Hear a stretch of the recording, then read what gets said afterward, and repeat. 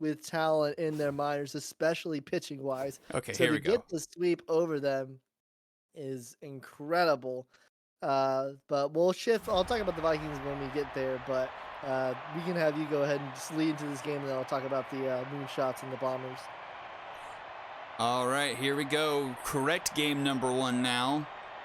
Moonshots and bombers. The second baseman, number 10. Billy O'Connell lead things off, and very good on the mound for the Moonshots. I think in the history of the league, these two teams have only faced off once. It was in the Season 4 spring training. Incredibly surprising given the high caliber that these teams are usually at. Of course, you had a rebuilding season in Season 5, but you know that's just what happens when you have two different conferences. There really isn't that much overlap. This one's popped up into left. That's going to be Nick Hugh. He's under it for number 1. Leadoff walk to O'Connell and stole second, so runner in scoring position for the Bombers. One away here for how did we agree to say this? Is Elder here? I think he was Amish saying like rifleman. Amish. Yeah, I think it was saying it was like Amish, if I remember correctly. He's going to pop this one in foul territory, playable for Dreams. Make the catch round number 2, so 2 quick outs here for Barry Good after giving up the leadoff walk. That brings up Ferris Irons. Bombers, of course, your team that you manage here with, and the Season 6 champions. So congrats again on winning that Super Series. They came in here after beating the Nemesis 7-3, beat the Cyclones 11-5, and then a 6-0, 11-8 series win over the High Rollers in the quarterfinals to make it here.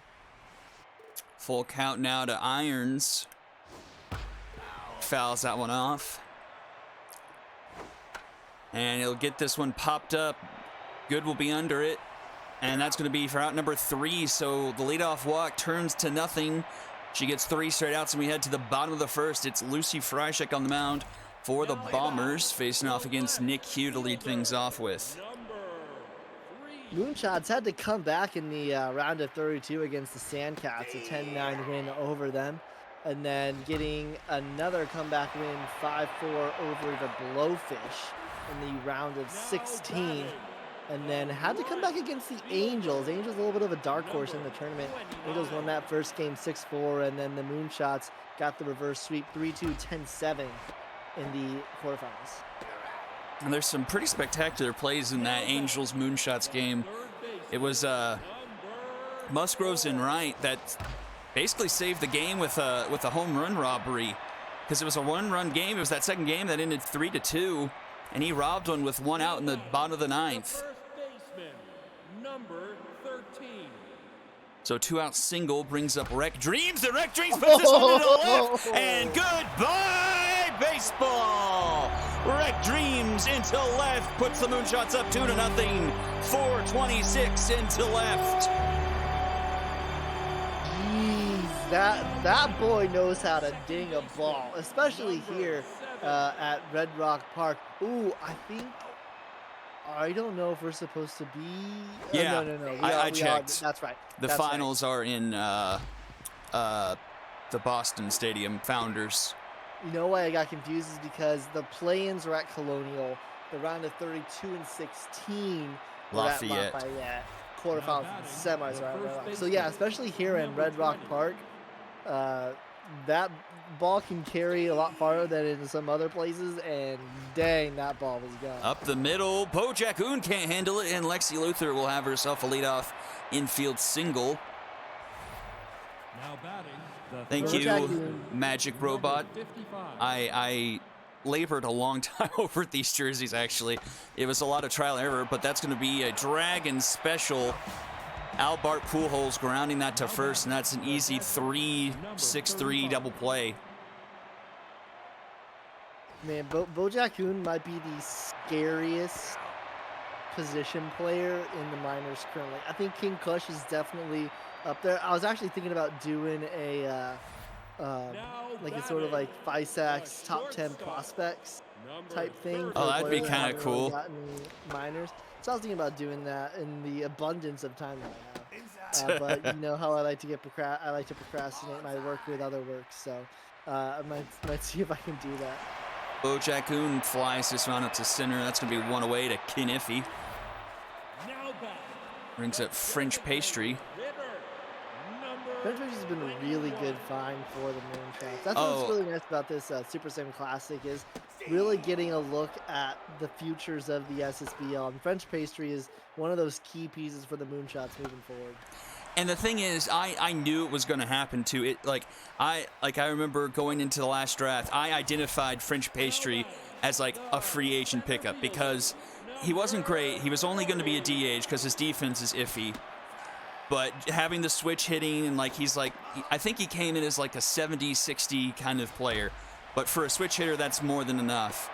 And the thing is, with just how the draft went, free agency rolled around, and Grand Britain, who I took with my first pick, I believe, was just had the defense and was in a position of need that just led to the Moonshots just picking up French Pastry. And the Moonshots love the switch hitters. They eat up everyone they can get, and just the rest is history.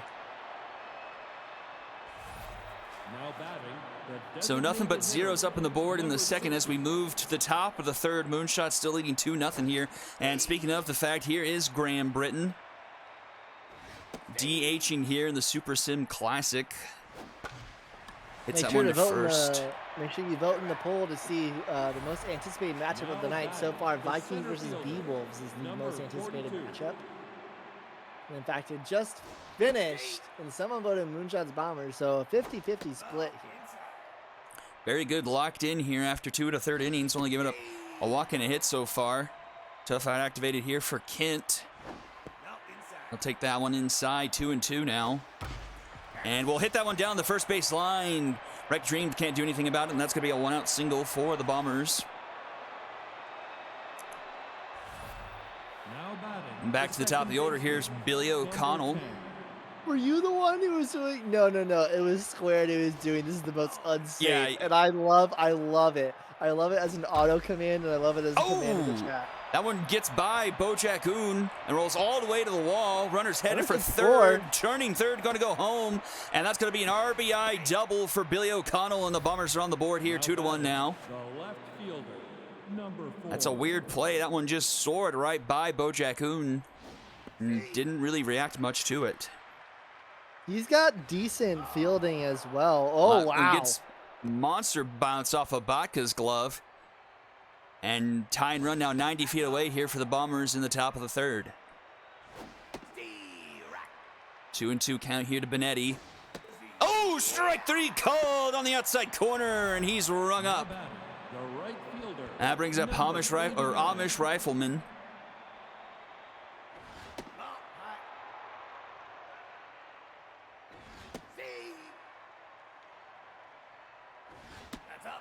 I've done that in person before, Magic Robot, with people who have no idea. And this one's hit to right. Tracking is Matty Musgroves, and he makes the catch for out number 3. Gets there in nick of time and saves the lead for the Moonshots, but it's a 2-1 game going to the bottom of the third. Now batting. But yeah, thanks for the lurk, Wolf Gamer. Appreciate it. I've definitely used that terminology in a room of people who have no idea what that means, and they just stare at you and are like, what are you talking about? This one's hit right to Pujols. That's one away. Now batting. The right fielder, number 20. Yeah, and the unders won on the first day of trades. We actually haven't had a trade since like 10 o'clock Sunday morning. We're stuck at 10 right now. Now batting. To be fair, I think a lot of people were waiting on the schedule to get posted, or rather the draft pool to get posted. But surprised that there haven't been any. I know I have a trade that hasn't gone through yet because both of us are still kind of evaluating whether or not we actually want to do it. Billy O'Connell can't come with that one. That's going to be a 2-out single. Hard hit ball by Destroyer, and that brings up the difference maker, Wreck Dreams. Similar situation back in the first inning, 2 outs, 1 on, and he hit a 2-run shot into left. Runner going, the throw from behind the plate in the dirt. So easy stolen base for Destroyer. Swing and miss there. 1-2 count to Dreams. Outside, 2-2. Count runs full. Slider inside. This will be popped up into center. Kniffy under it. And then catch is made for out number 3. So another 0 up on the board. Remains a 2-1 ball game going into the 4th inning with Irons, Luther, and Pujols do it for the Bombers. The shortstop, number 2. Very good, having a much different performance than what she's had so far throughout this Super Sim Classic, wouldn't you say? Only 3 hits so far. Yeah, the moonshots were a bit of an enigma. Oh, Blanco! Now Blanco! Old man Blanco showing he can still get it done. That was a dive and a half. His son, who's in the season 7 draft pool, fantastic fielder. Might be the best true center fielder in the draft. Hitting is a little bit lackluster, but his fielding is out of this world, and his arm is fantastic. Pandora saying no one to trade with, 3 to 4 teams control it all. That's definitely This true. one's hit kind of deep into right, but it's going to die at the track, and that's going to be a 1-2-3 inning for good. And we head to the bottom of the 4th. Crump, Jacoon, and Pastry do appear.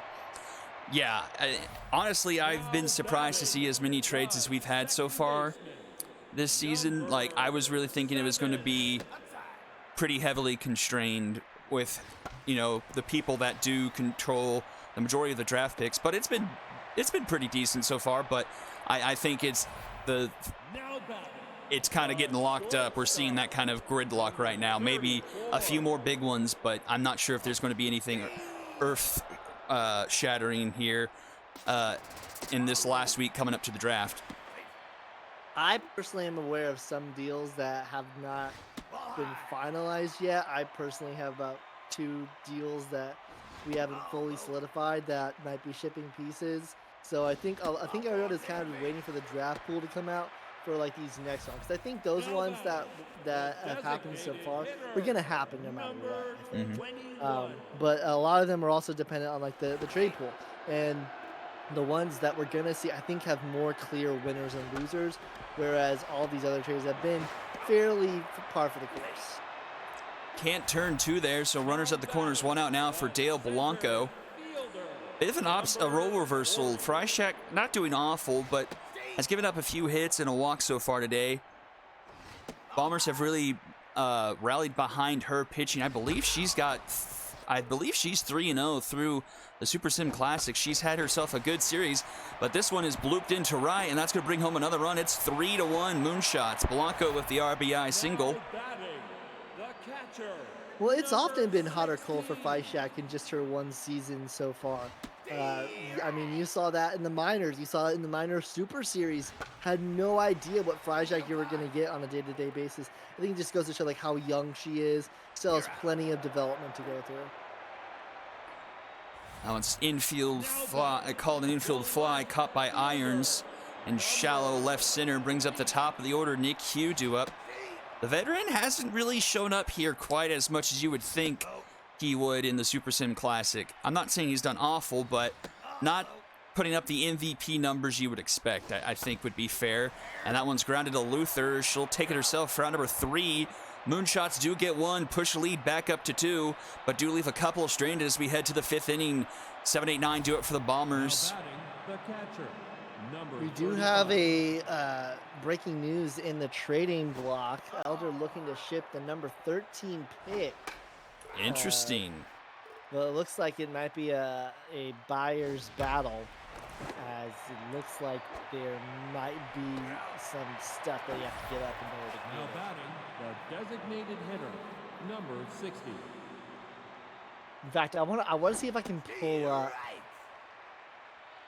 So I won't disclose who I was trying to trade with, but I was trying to get a top 10 pick. And in order to get it, the amount of capital discussed was a season 8 round 1, a season 9 round 1, a second rounder this draft, and gonna pitch well. So Wow. these picks are getting a lot of attention and a lot of potential ship. 2 more quick outs for good. I believe she's retired 5 in a row here. Has a full count to Kent Iffy. He swings that one, grounds it to Jack Oon, and that's going to be an easy play for him. And the side is retired. We go bottom of the 5th inning, 2-3-4. Do it for the Moonshots here. Nursing a 3-1 lead. Now batting, the right fielder, number 29. Electronic, thanks for joining the Discord, and then I want to rattle through all these as much as I can. Hyperactive Studios, Jersey Poreba, A Jacob good play by Ferris Irons. Now batting, Balmu, Jacob Graversizik 11, Fam Jiang 88, Tupa Giveaway, Adam Ziski 94 _ and Lita and more. Thanks for following the Twitch. Oh, Rifleman can't catch up to that one. That's another bloop hit for the Moonshots. They've gotten quite a few Bomber specials today. now batting, the And here's Wreck Dreams. number Yeah, be sure to check the SSBL Twitter page. We are giving away a custom, or not a custom, but a replica Super Mega Baseball 3 jersey. So be sure to check that out. Pujols diving stop. Can he get to first in time? No, he cannot.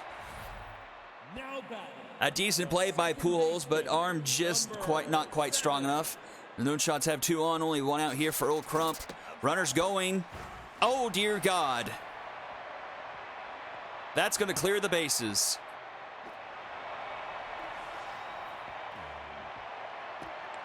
I don't know what it is, but Alyssa Sass cannot throw to third. Like, she could not do that all of the Super Series. To be fair, in the Super Series, it was the trouble was a lot of the speed on the paths, but it really was just now batting, despite now pitching, despite number 63. the efforts of Sass to renege on the Bombers, y'all ended up winning that Super Series. So Freishak gets pulled, only 3 earned charge to her with that error being on Sass, allowing 2 to score. Crump will take I second thought he easily. had that. And that is going to get past Oh! Rifleman and right. And that's probably going to bring home another run. That's going to be 6-1 Moonshots. Now batting, Ooh, this is looking designated hitter, sloppy. number 21.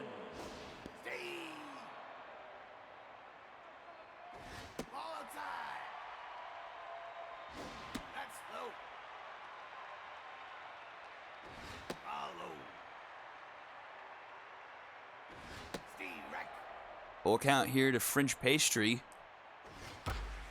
And this one's a moonshot over to left, but looks like it's going to stay in the park. Benetti will make the catch round number 2. Runner's going to tag and just get there before the throw in. So runner at third now here for Dale Blanco. 2 for 2 today, 2 singles and an RBI.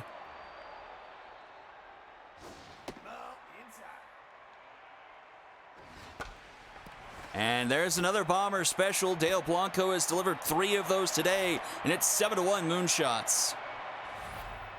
Now batting, the catcher. Yeah, now we have a number giveaway 60. chat thing.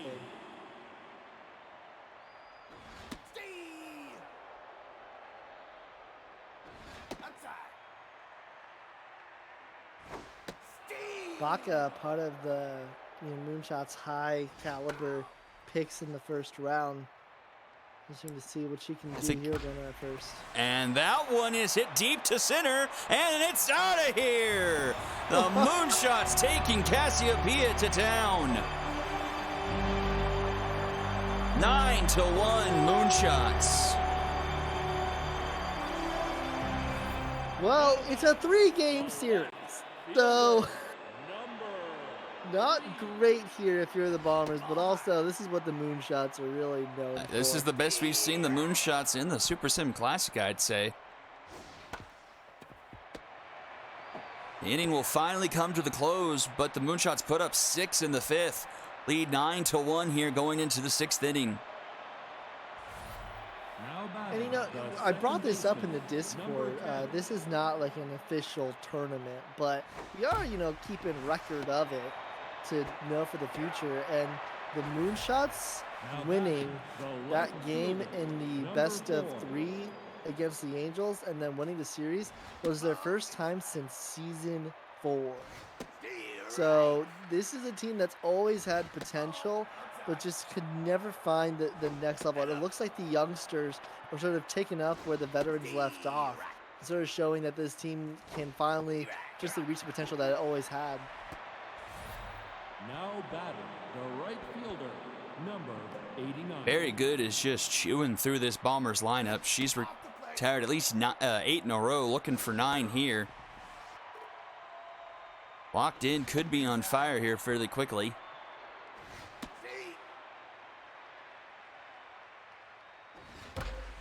That one's into left, and that's playable for Q, and he makes the catch for round number 3.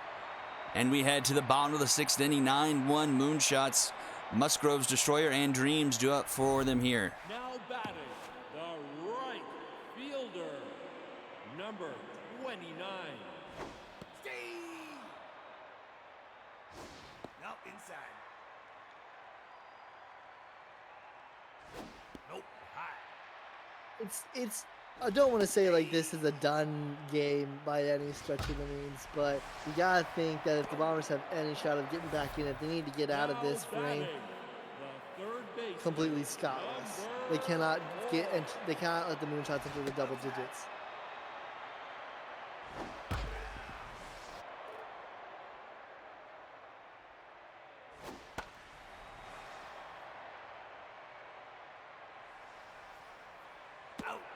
Two down here with the foul out to Pujols, brings up Wreck Dreams. number 13.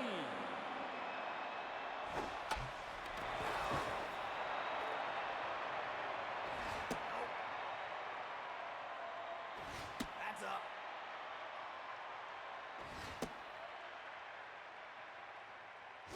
Nope, ball boy. Can't get a 1-2-3 inning as Now Cassiopeia will walk Wreck Dreams, and that brings up a locked-in Earl Crump. 7. 1 for 2 on the day, has drawn a walk.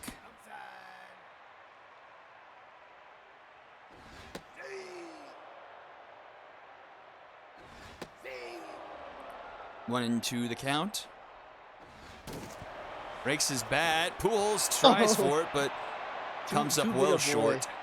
Too big a boy. Ball high.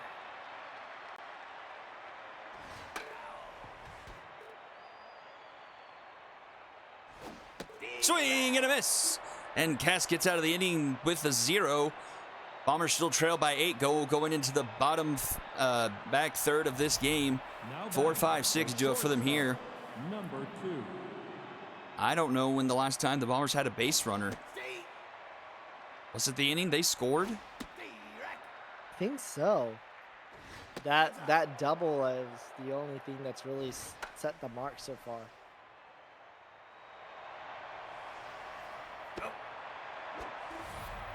Now batting, the first baseman, number 20. And there it is. The Bombers finally break through, get a base runner here in the top of the 7th inning. Now batting, Brings up the Albert third baseman, Pujols. number 55. For Pandora, this has got to be at least a sign of some sort of relief on the horizon, as just the pitching never found its groove for them in season 6. It always struggled. Yeah, and despite honestly having a pretty decent staff as Oh well. yeah. Now batting, the catcher, number It's like funny when we're 35. talking about like all the ratings and stuff and like the multiple regression that I ran and all that, where it's like over the course of like 200, 300 Oh! games, yes. Alyssa Sass puts this one deep. Doesn't have enough. It does. A 3-run shot by Sass makes it a 5-run game. 454 to center. Alyssa Sass making up for her error earlier. Now batting, the designated hitter, number 60. I mean, it's still 5 runs, but not over yet. But back to what I was saying, like over the course of 200 games, like you would expect the stats to sort of follow line with the ratings, but especially in the SSBL when we only have 14 games in the regular season, and especially in a tournament like this, you can never know what to expect from a single sample. This one's popped up, playable for Dreams. Make the catch for out number 2. Now batting, the center Brings up fielder. Kent Iffy Jr. Now pitching. And that will do it for Number good. 28. She goes 6 2/3, gives up 4 earned. That brings in Belfort to get to finish out the rest of the game.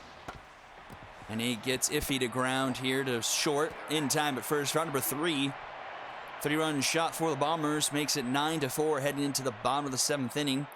Jackoon, French Pastry, and Now Dale batting, Blanco the do up. shortstop, Number 34.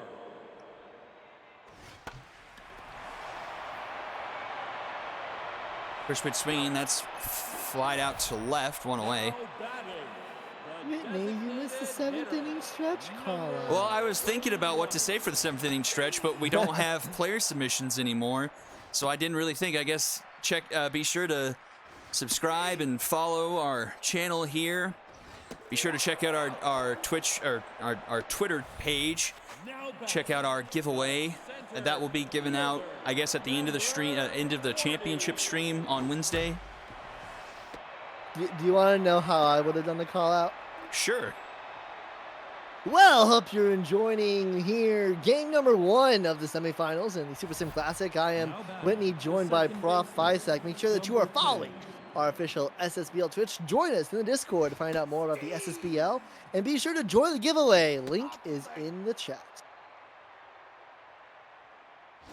Back to you. Here we go. Billy O'Connell lead off the top of the 8th inning. 1 for 2, has a double. RBI is walked. 2-2 count here from Belford. This one's going to be through the right side of the infield, just past the diving glove of Wreck Dreams at first. And the leadoff runner aboard here for the Bombers. I really do want to highlight Good's impact. I think she was in there for, one batter too long to give up that 3-run shot. Because before that 3-run shot, had only given up 1 earned run. Really put the Moonshots in a really good place for D. Belford here to come in for relief. I wonder if the Bombers are able to get some traction, if that kind of later pull might be impactful. But Bombers still have a long way to go. And it's not going to get any shorter as Benetti grounds into a Dragon special. Races a leadoff batter and 2 away here in the top of the 8th. Hamish Rifleman 0 for 3. Mish. It's going to take a while for me to remember that. To be fair, I ingrained Hamish because I thought it was Hamish. But apparently it's not Hamish, because apparently I know nothing. Thanks, Elder. That's no kidding, I love you. Number 16. And just like that, my favorite geriatric manager. to the bottom of the 8th we go.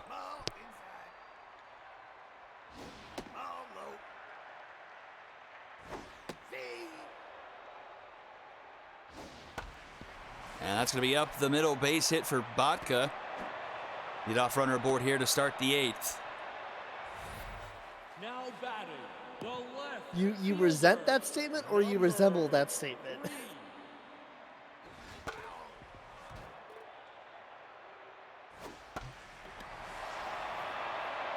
That was optimistic off the bat there, but Yeah, there's been a few of those. I don't know if it's this stadium, because I remember back in the day, El Viejo would do that a lot. You feel like one is just absolutely gone, and it stays in the field, in the park. To be fair, off of the bat, you could tell it wasn't great contact.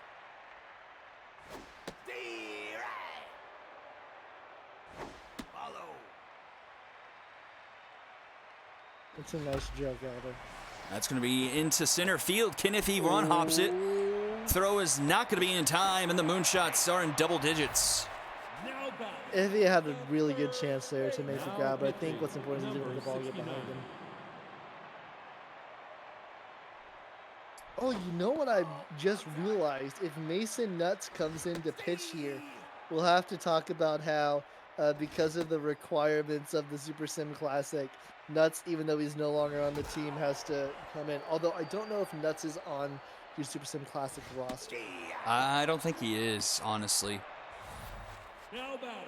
Well, the Moonshots haven't made any trades. Number Vikings haven't made any trades. So if there be any players here in the Super Sim Classic that are not on your roster right now, it would be for the Bombers. What trades have you made? Oh my never mind. God! Never mind. Wreck dreams. That ball had a family. That ball was absolutely jacked. I can always count on Chrome to get the jacks in there. Or as he's known on Twitch, Magic Robot.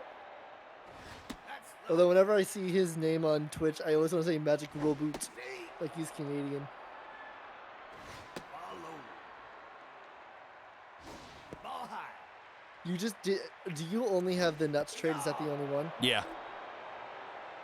Yeah, Dean took care of that one. Gotcha. So in that case, then, all of these teams are still the same.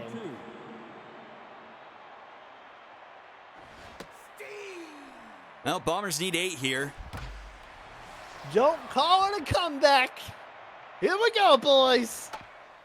12-4, looking like 12-5. Is that gonna? Nope, it's not. Now batting, the first baseman, number 20. Oh wait, that's a moonshot. Wait, I don't know why I did that. Well, if the moonshots hold on. This one's hidden to right. Tracking it is nobody, as that one gets down just in front of the Grand Canyon. Lexi Luther has a 1-out double. Now batting, the third baseman, number 55. But 12-4, looking like 12-5. That one's going to get through. Musgroves gets it in time. That would have been very yeah. optimistic. The catcher. Puts runners at the corners here for Alyssa Sass. Still tense after hitting that 3-run shot. Hits that one up the middle. It's going to make it 12-5. Now batting, the designated hitter. But one thing number that 60. Very Good did do is get a lot of Bombers hitters to tense. Like there was He was very good at doing that. Yep. She was very good at doing that.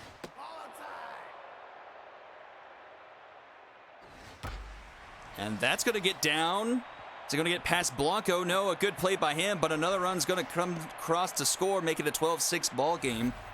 Now Brings up batting, Keniffy the Jr. center fielder, number And for all of 42. you new managers who are wondering what's the purpose of fielding, that's why you want to make sure that your center fielder has fielding.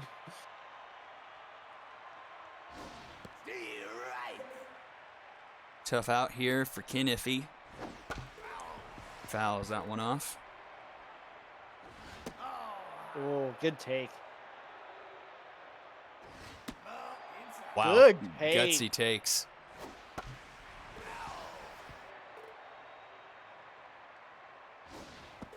Oh! Now I don't know about that one. one. Ooh, I don't know about that one. That's a brutal strike 3 call. Shut up, Pandora. This is not, no, it's not a jar. I won't jar him. It's not really a jar. It's all down to Billy O'Connell. And that should do it. A slow grounder destroyer gets to the first in time for round number 3, and the Moonshots take it to the Bombers. They win game number 1 here, take a 1-0 series lead, 12-6.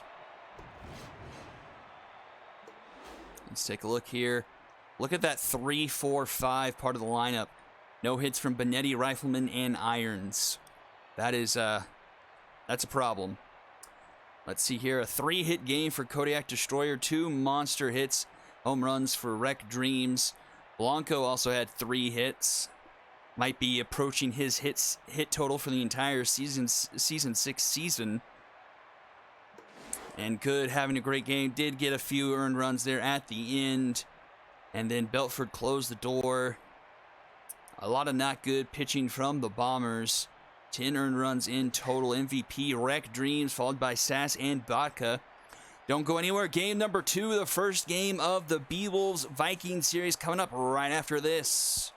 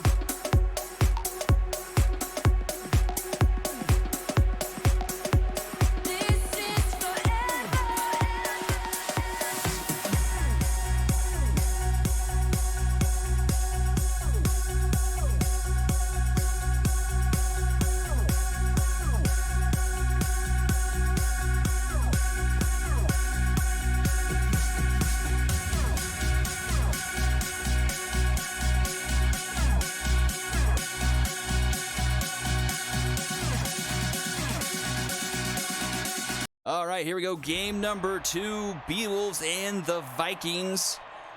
Vikings, the home team for game number 1.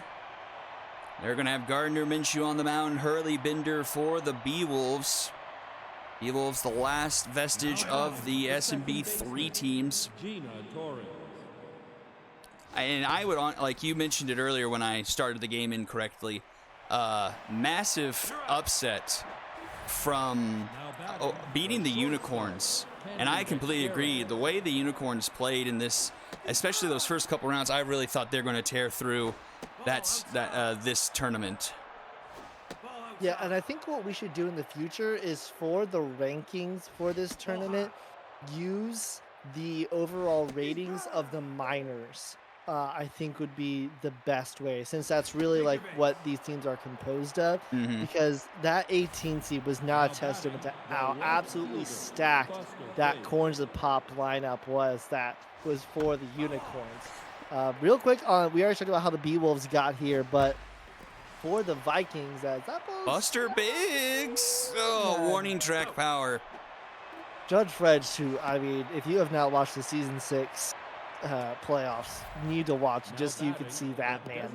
The Vikings started out with an 8-6 win over the Herbivores, and then, I mean, Haley and her team just absolutely demolished off of the planet the Dragons in the round of 16, 15-0, and then 12-10, 7-6 wins over her significant other, the Serpents, in the quarterfinals. And the thing is, you know, the Vikings the last 2 seasons have really made a name for themselves with their pitching, with their defense. Like, that's how they've really gotten through games. And it was really the opposite in that Serpent series. Both games coming back from behind. They scored 7 in the top of the 9th to come back from behind in that game, and then used 8 in the bottom of the 8th in game 2. Like, just clutch hitting, very late rallies from the Vikings, something that we've never really seen from them the last couple of seasons. Billy LeBoy gets this one into left, rounding third, headed home. Is the runner. The throw from Marshall is not in time, and the B-Wolves strike first here. And they're, funnily enough, because the B-Wolves, of all the teams in SMB3 that are very similar to an SSBL team, the B-Wolves and the Stingers are very similar. A good play by Spencer Reed will end the inning, but the B-Wolves going up 1-0 here. They're playing in Red Rock Park, which is the Stingers' home stadium as well. So interesting kind of thing there. Wait, Spencer Reed is playing second base. Spencer Reed is playing second base, and Riley Reed is playing a Short. shortstop. Yeah. That's pretty interesting. I don't think they're related, are they? I don't think so. I don't think so. No. Well, step siblings. Which means that they're Yeah, I, dating. I know where Pandora came from that one. Yeah. Yeah. Yeah. Yeah. I was afraid of that one. What are you doing, step second baseman? Oh God. I think that's the most that we can get away with. Johnson Swanson with a gun there. This one's poked into right, but LeBoink's going to catch that one for number 2. Hey, I said let's stop joking about the Reeds. There you go, talking about LeBoink. Oh my gosh. That's Oh, man. 35. Oh my gosh, I'm so glad that Josh isn't watching. We've got 13 people. One person just turned away. I'm sorry, whoever just turned away. We're usually a family-friendly stream. This one's hit into center. Johnny Driver getting this one into the gap. Down over Magic Moore's head, and that's going to tie the ball game up at 1 apiece. An RBI double from Johnny Driver, and we've got ourselves a 1-1 ball game. It's Man, those channel points are stacking up in the prediction. It's going to be, I feel like the Vikings are going to be an interesting team to watch next season. You know, making it as far as they did. And this one's up the middle. Runner's going around third, head from home. Magic Moore, the throw is going to be cut off by Kingman. And the Vikings strike twice. And it's 2-1. They've got some interesting key pieces like Halliday that they can really build around. They don't really. I think they're definitely a team that would need to retool, but not necessarily full up give up. Yeah, it's the offense that really needs help. I feel like, you know, aging doesn't really hit batting stats as much as we want it to hit some of the secondary skills that we don't able to track as well, like fielding and arm and stuff like that. But even at that, you know, like I think it's like 10% hits or something, like from a team that wasn't the best offensively, that's going to show up, I feel, and hurt the Vikings in the end, potentially more than I think some people might think. I mean, they still have a top niche pitching staff. They have, like you said, they have Minshew, they have Halliday, they have Bruce Hotmike now. So like that pitching staff is stacked. The bullpen can be shaky. Like they have Joe Butts, which is a great pitcher, but you know, Paul George, Jack Undermeyer, I feel like that may be, they have some targets I feel like they can get. Like they need a reliever, I think, in the draft, and maybe like a second baseman or an outfielder, someone to play in left, because Donnie Driver, he really doesn't have the speed in his step anymore, I would say.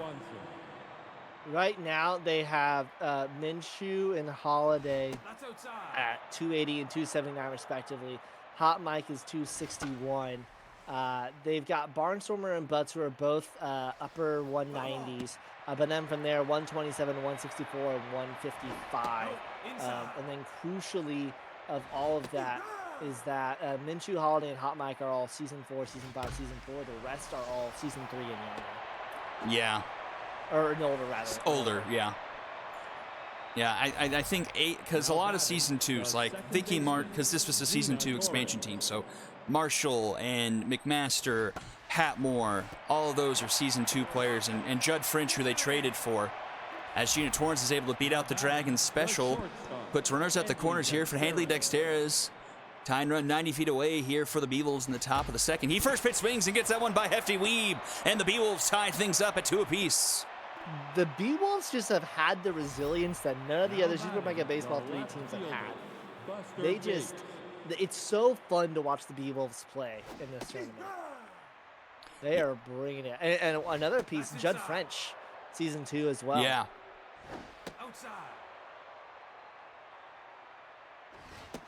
I mean, you look at that roster: Driver, Nunez, McMaster, Hatmore, Marshall, French, all season 2 players. They only have 2 season 6 and one Samir Williams with Whiffer, and the other is Spencer Reed. That's going to do it for the Who's top of the 80? second, but the B-Wolves tie things up at 2 apiece. Weeb, Reed, and Miyuki do it for the Vikings in the bottom half. Third baseman, number 10.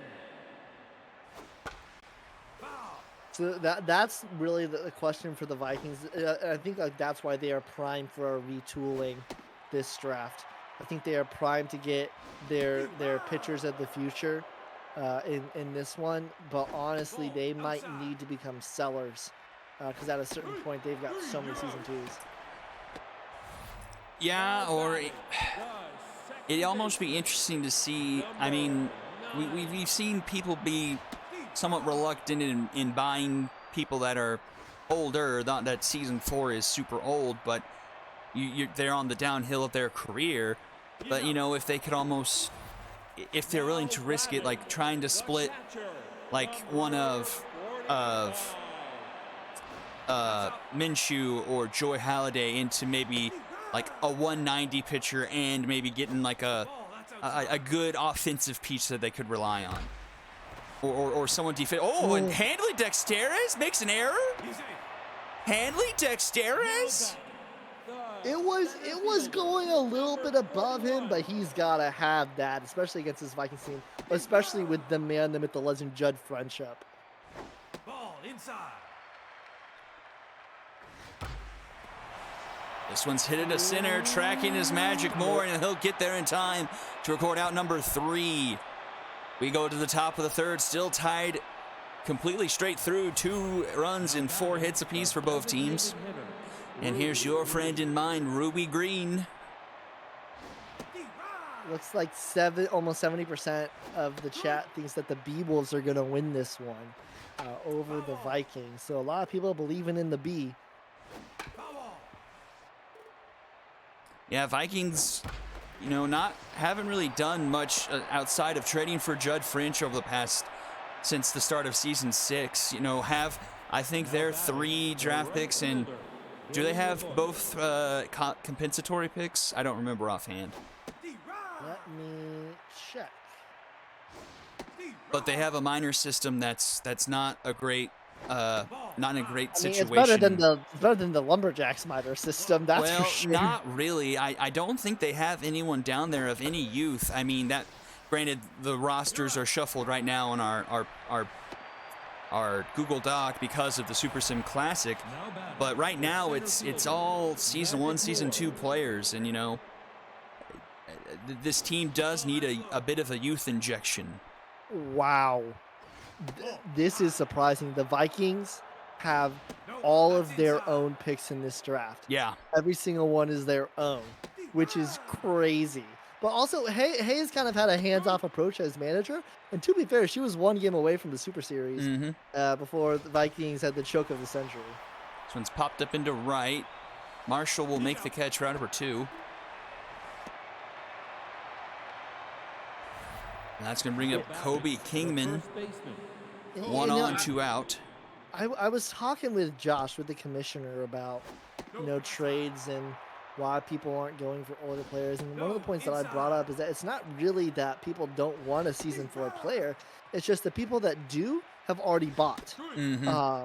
Dallas, Texas has already gone. A lot of those other season 4 like key players have already been sold.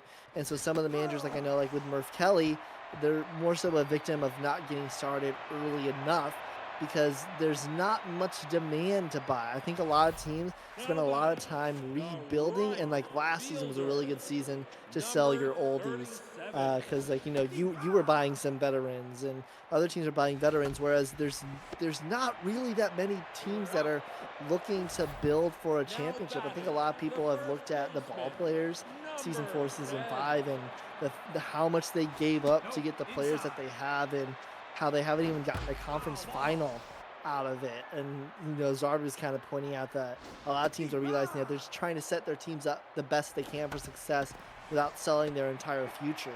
And so I think there are a lot of teams that don't have many picks to sell. Now I also want to bring up the fact that the Retrievers and Gauchos own an inordinate number of picks in the first round. Those two teams own almost 50% of all the first round picks.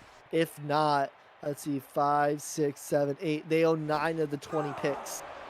And throw the So unicorns in there. That's 12. I think they have 3. yeah. So 12 of the 20 picks are the unicorns, gauchos, or retrievers.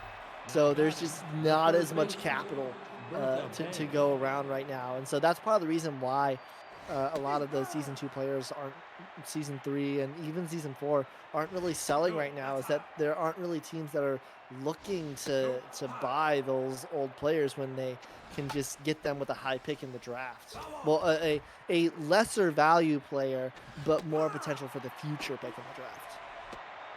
Strikeout to start the inning for Minshew.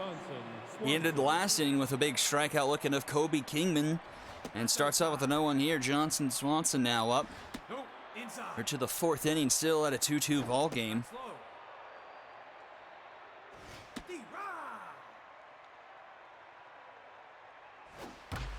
And Johnson Swanson is going to put this one into the Grand Canyon. A solo shot for Swanson, and the Beatles retake the lead 3-2. An absolute monster shot, 443. Man, the B-Wolves, can we just get the B-Wolves as an expansion team? Like, just bring them in. Make it not even manager owned. Make them a team that never ages. They are only what they are. No one can trade with them, and they just compete. That's high. No, that's low.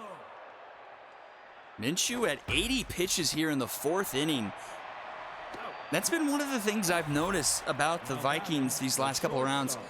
I don't know what it is, if it's the pitchers throwing too many balls to strikes, or if, like, the batters will remain patient against these pitchers. But, like, and Minshew had a high pitch count against the Serpents, as did Holiday.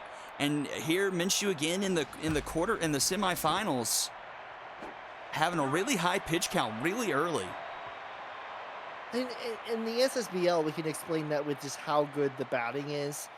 We already know the SSBL has OP stats compared to SMB3, which is why we only have one SMB3 team here in the semifinals. Which the fact that the Beatles have made it is amazing. It's honestly like a Cinderella run for them, to be honest. I mean, it really is like with what we've observed in the SSBL, like what you really trend to find is the teams with like power and speed really to be the ones that get far. But the B-Wolves are, to the game, a balanced team, but have one of the lowest amounts of power of the SMB3 teams, if I remember, have more contact than power by a good margin. I forget what their speed is, but it's really, really flipping what we know on its end. That's inside.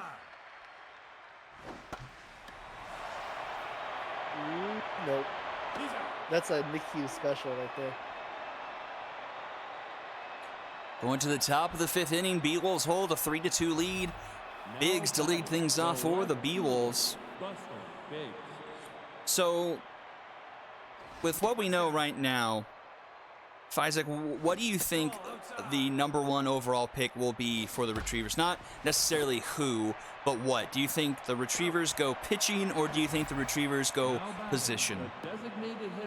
So I look at the Retrievers pitching, and I see adequate. I don't know how much difference there is between some of those top pitchers, in terms of the draft pool. And then you look at they've got 3 season 6 pitchers, and as well as a season 5 pitcher as well. So they've already got a pretty decent core. So to be honest, I think that they get position for their first pick, and then they get pitcher at number 5. I don't think there's much of a drop off at number 5. Last year, Mabel Sparks was last season, Mabel Sparks was the clear and away best pitcher, without a doubt. But I think for position, there's so much more subject to, well, where can this go? And I think that they have enough older positional players that they want to build around. I look at the players that they have that are position-wise, and I don't necessarily see anybody that you build around. Like they still need pitching depth, but to be honest, they don't really have that key Now player batting, the to first baseman, build around Kobe for Kingery. positions. Like their only player that's above 350 is 372 Barbara Dickerson, Mm-hmm.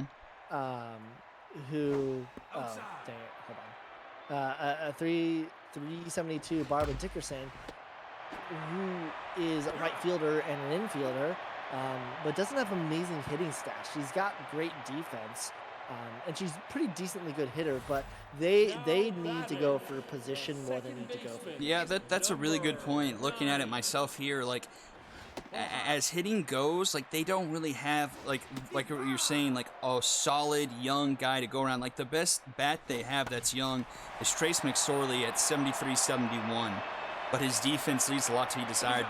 They kind of need that well-rounded player to really kind of anchor the offense, like you're saying. So that makes a lot of sense. I mean, I feel like either way they go, it's definitely not a wrong decision. There's great players both sides, but that you do make a good point there for a position argument.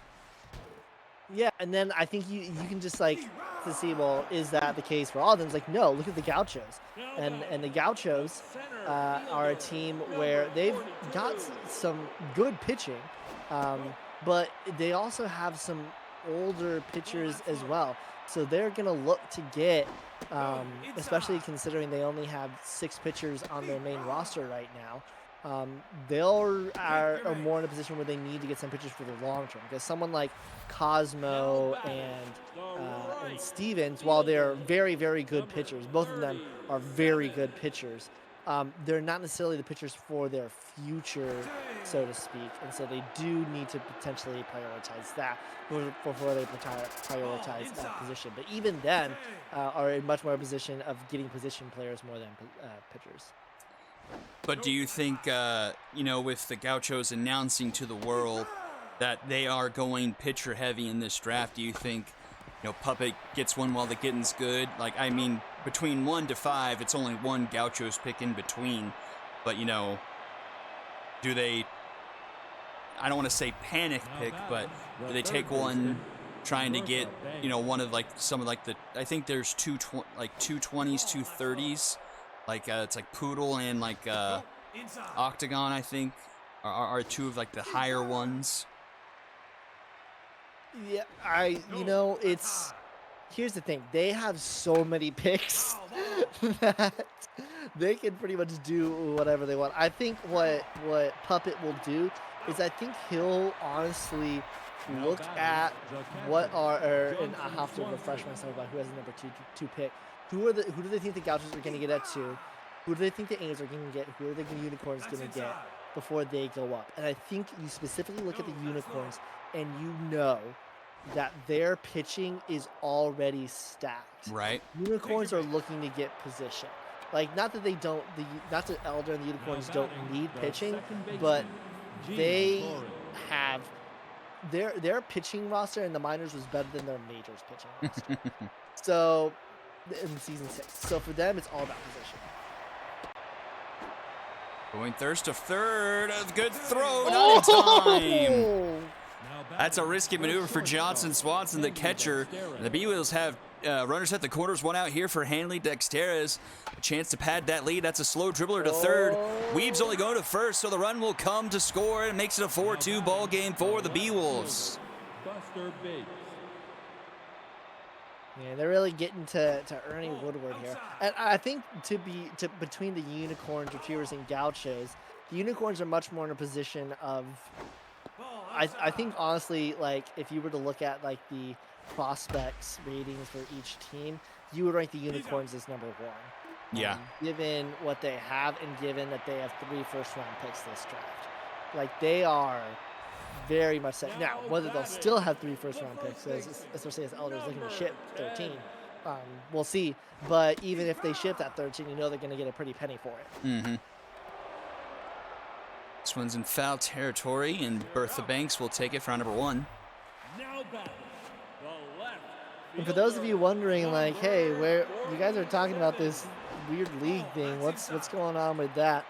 Join our Discord and you can be a part of the SSBL. I know we're heading to the 7th inning stretch, so you don't have to worry about plugging into Discord anymore. But you go to Discord and you can see all the files for the ratings for the season 7 players. You can look at the draft picks. You can look at the season 7 draft pool as well to see where everybody kind of ended up there. Bender's been kind of cruising through the last couple innings. He's up to locked in right now. Only allowed 4 hits, 2 walks through 5 2/3 here. Pitch count getting a little high at 77. And that's going to be up the middle, base hit for Riley Reed. Riley Reed, man, is just an enigma. Like, batting stats that aren't really that great, but throughout the playoffs, she was a significant contributor. And doing kind of the same thing here, like really being an important bat for the Vikings, despite not having the skills really to really make you think so. When she first came in for Amir Williams at the very beginning of the season, I was very much skeptical about it. But she has had a Kerwin Karp season in season 6, and as a result has been able to get enough progression and stats to make herself honestly viable. She's still not necessarily the best, but probably the best shortstop defensively in the league, without a doubt. Aside from that speed, and the hitting honestly isn't too shabby. So leadoff runner aboard. 99 fielding, 83 arm. And 99 fielding. That's the only problem is, like, 99 fielding is great, don't get me wrong, but at short, she's kind of slow. Yes. He's out. Judd French gets that one before it can fall, so 1 away here in the top of the 7th. What is her speed? Her speed's 52. It's not horrendous. Number 53. In comes Joe Butts, the long reliever, trying to keep this game at a 2-run deficit for the Vikings. 1-on-1 out here for Magic Moore. 0-2 the count. Strike 3 called on the inside edge. Joe Butts rings up the first batter he sees this evening. That's going to bring up Kobe Kingman. You Wolves have honestly, off of the back of Hurley, have been able to keep the Viking bats at bay long enough. But you have to think, given some of the power at the top of the order for the Vikes, that the Beagles need to get maybe like one more run to really solidify it. Well, in both their wins against the Unicorns, they mustered 6 runs, so that seems to be the magic number for this team. Now batting, the third baseman. I will plug the giveaway that Professor Feisig just plugged in the chat here in the 7th inning stretch. That will be a giveaway for a replica SMB 3 jersey that will be given away Wednesday night during our championship stream. So be sure to get your name in the hopper there. And that's going to be a leadoff walk for the Vikings and Hefty Weeb. Now batting. Yeah, if you're the B-Wolves, this bottom, you gotta clean up against the bottom of this order. Yeah, you really do. 3 walks for Bender. Like if Reed gets on here, you pull Bender. Yeah, but the Beagles have like a really poo-poo pin. Like, I'm not even is Benson Rushmore a B+? I'm not even sure if he's a B, honestly. He's a B-Wolf. We need a rim shot shortcut. But if anything, you can just do jar. What does jar say? Oh, more humble brag. So I guess it's not really for a bad joke. And here's the top of the order, Judd French. Might be the last Bender Hurley Bender faces. Needs to get an out here. Get out of the inning. Fouled off by French. A 1-1 count.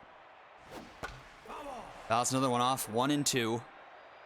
At velocity in the red. This one's lined to Bertha Banks for out number 3, and Bender gets out of it as we go into the 8th inning. Beowulfs lead 4-2 here. Banks, Swanson, and Gina Torrens do up for the Beowulfs. Looking to add on to that 2-run lead.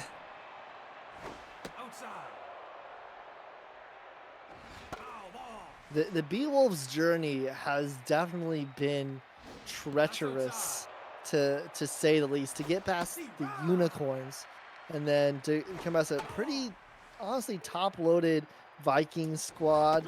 Kind of cruise past the overdrafts, but the Walkers definitely put forth a pretty competitive team as well. A Walkers, mind you, that beat the Gauchos in a play-in game.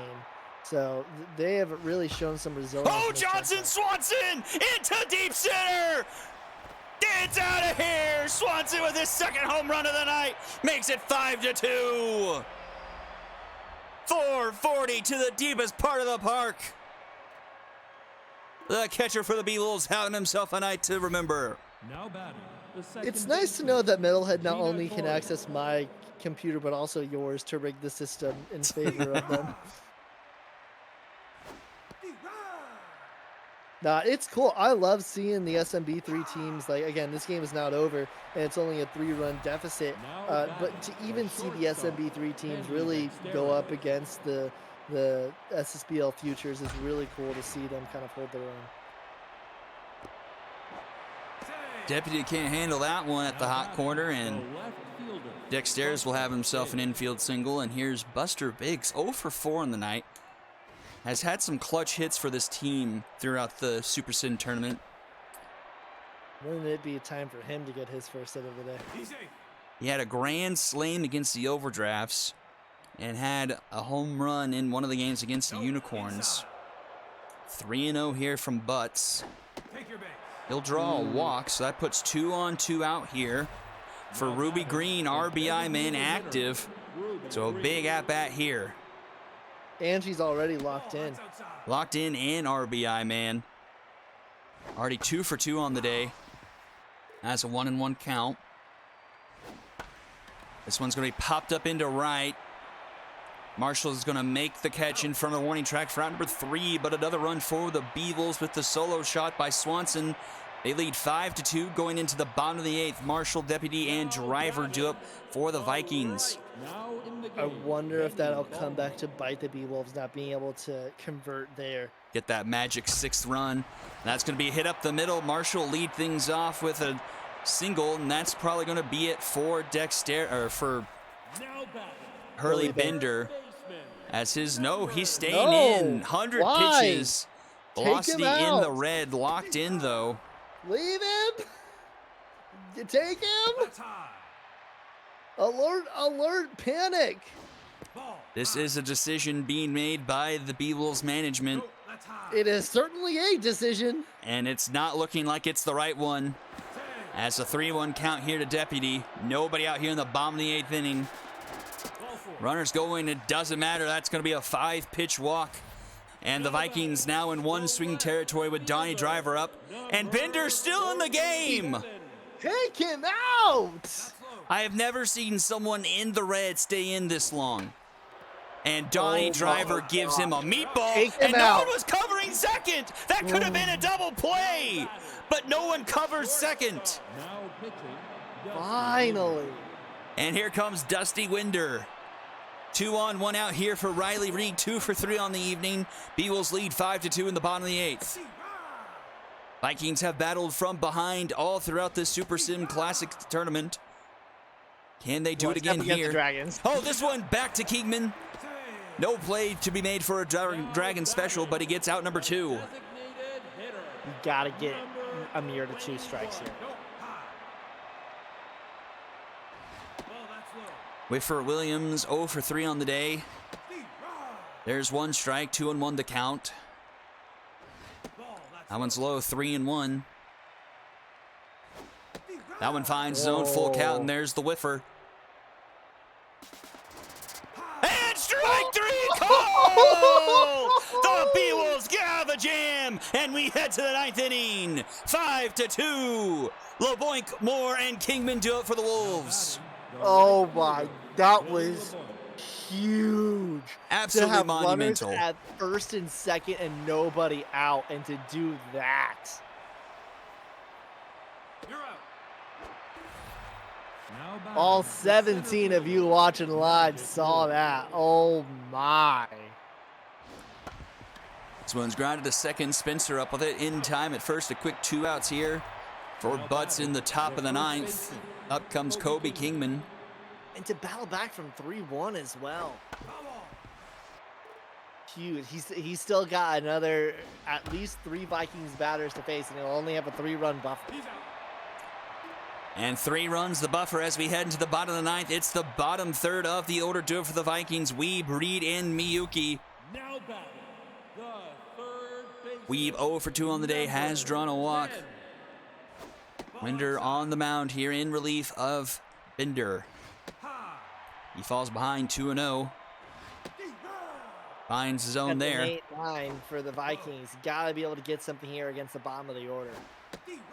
Count runs full. Strike Oh! swinging! Hefty Weeb comes up empty and 1 away. Second baseman. Oh my, this Dusty Winder is living on the edge right now. And here's Spencer Reed, 0 for 3 on the day. John War, I agree with you with being down by 3. You can't be watching pitches go by you with runners on. That's going to be a base hit for Reed. That brings up Kazuo Miyuki. He's been a dramatic player for the Vikings. He's had clutch home runs late in games that have tied ball games up against the Serpents. Can't tie it up here. Could bring it within 1. He's got a 1-1 count here for Winder. Oh, Dragon meaty. special could end it. This one's popped up behind home plate. It's playable for Swanson. He makes the catch 2 away now. And here comes Judd French. Ooh. Has had a bit of a falling off since the season 6 postseason. And that one's lined to Oh Torres, my and she gosh, makes the they've snag actually for number won. 3. And the Beowulfs take game 1. I can't believe I cannot believe it. The Beowulfs are 1 game. They still have at least 1 more game to face against a very good Viking squad. But the Beowulfs, against all odds, are 1 win away from heading to the inaugural championship for the Super Sim Classic. Tip of the cap to Johnson. Swanson 3 for 3, 2 solo home runs, 2 RBIs for Hanley Dexteris off a 4 for 2 day. Ruby Green also 2 for 3. Let's see, Riley Reed, the only multi-hit person of the night. RBI for her, and Donnie Driver, 7 strikeouts of the Vikings. Binder gets the win, only 2 earned runs through 7 1/3. Winder getting the save. Minshew tagged with the loss, only going 4 1/3 with 3 earned. Woodward and Butts give up 1 earned as well through 2 2/3. All Beewolves in the MVP list, undoubtedly Johnson, Swanson, your ace, with Dexteris and Binder right behind him. So don't go anywhere. We'll see if the Moonshots can punch the ticket to the finals. Game 3 coming up right after this. Mama June missed my point.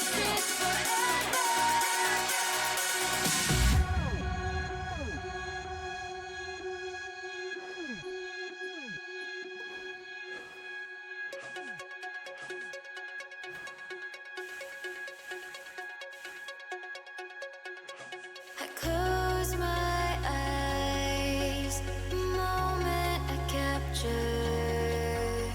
I feel alive. So I hold on, I'll never surrender, and I'll love strong. This is forever.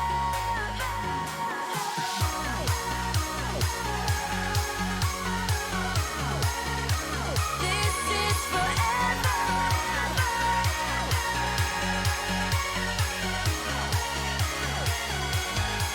So I hold on, I'll never surrender, and I'll love strong. This is forever.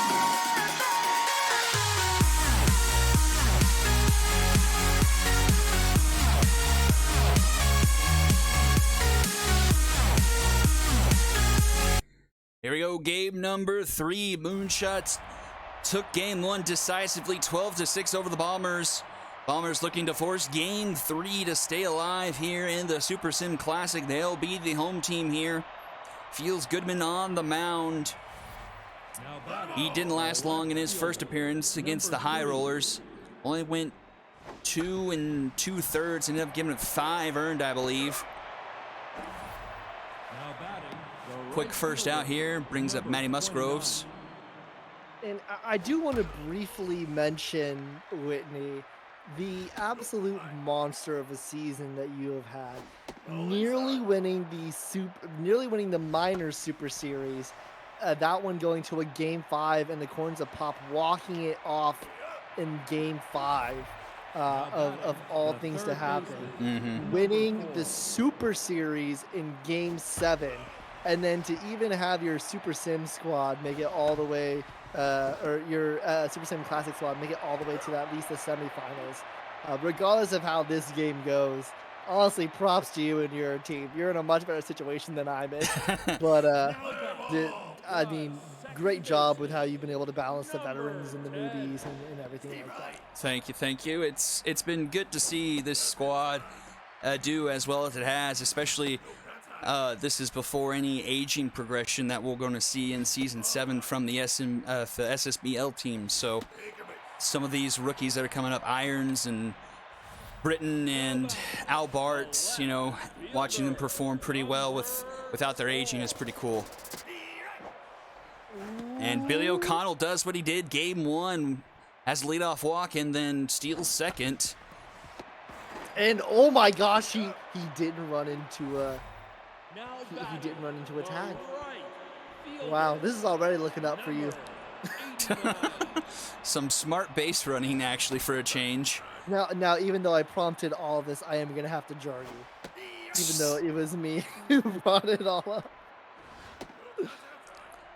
Let's see if any of Billy O'Connell's teammates shows up for this game. Uh-oh. Oh, no! Oh, deja vu, but this time for the Moonshots.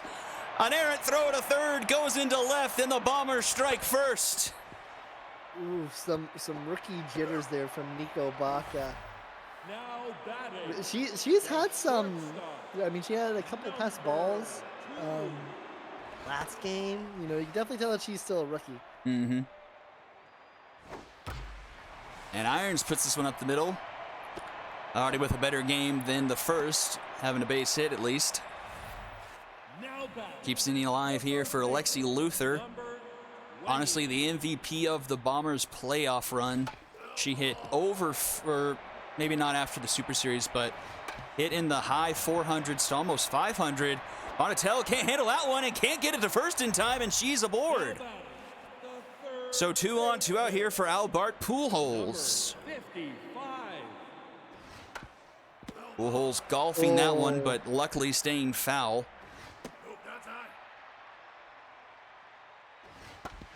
That one's grounded to first, and that will end the inning. Rec Dream steps on first, and the side is retired, but the Bombers do get one up on the board as we head to the top of the second. Dreams Crump and Jack Oon do up here. Now batting, the first baseman, number 13.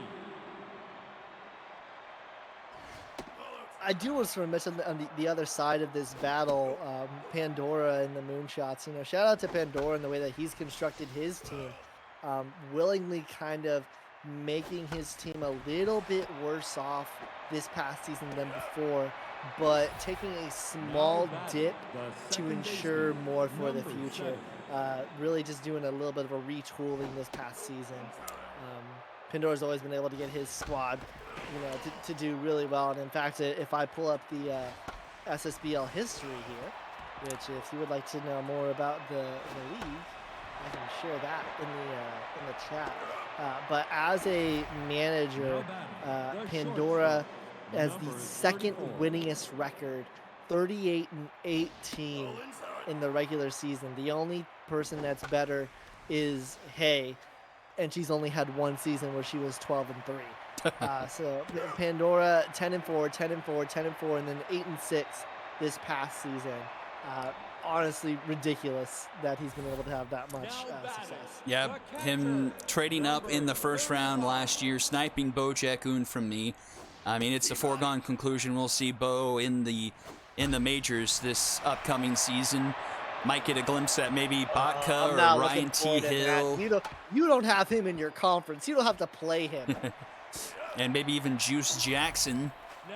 A bunch of those guys playing in the minors, in the Horsemen, looking to make their way up. Honestly, I think Jackson might sit a year.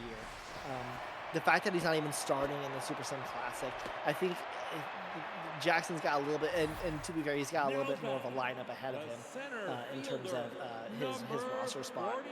So I think he's probably going to be more of a season 8. But Pandora could prove me wrong and have me on season 7, because we got almost 20 viewers in here, guys. Thanks for coming out. And that's going to be up the middle. Another base hit for the Bombers. They've got 2 aboard here with only 1 out here in the bottom of the second. Going to bring up back to the top of the order, and Billy O'Connell. Second baseman, number 10. Billy O'Connell, the Super Series MVP, has himself the longest home run hit in SSBL history, as that one hit a grand slam in game 6, I believe. That went 520 feet. But that one's going to go about -3 feet, as that one's going to be caught in foul territory by Baca for round number 2. Posted a poll in the chat. How many game 3s do you think we'll have tonight? 0, 1, or 2? We will finish the entire semifinals tonight. Into the stands. Good distance on it, but foul by Benetti. 2 on, 2 out here. A chance for the Bombers to push their lead. And that one's well hit, and that one is just going to drop down on the line. That's going to bring home 1 run. Runner's going to stay put at third, and it's 2-0 Bombers. An RBI double from Benetti. Kennethy not quite having enough speed to round third and head home. A good recovery by Hugh in the corner there to prevent that run scoring. This one's popped up into right, should end the inning. And Musgroves will make the catch for round number 3, but another run for the Bombers. They lead 2-0 here, going into the top of the third. It's looking like death by 1,000 cuts for the Moonshots. Just slowly but surely. 1 run here, 1 run there, even though it could be far, far worse. Yeah, they have had some Bombers have had some base runners, but not getting everyone home.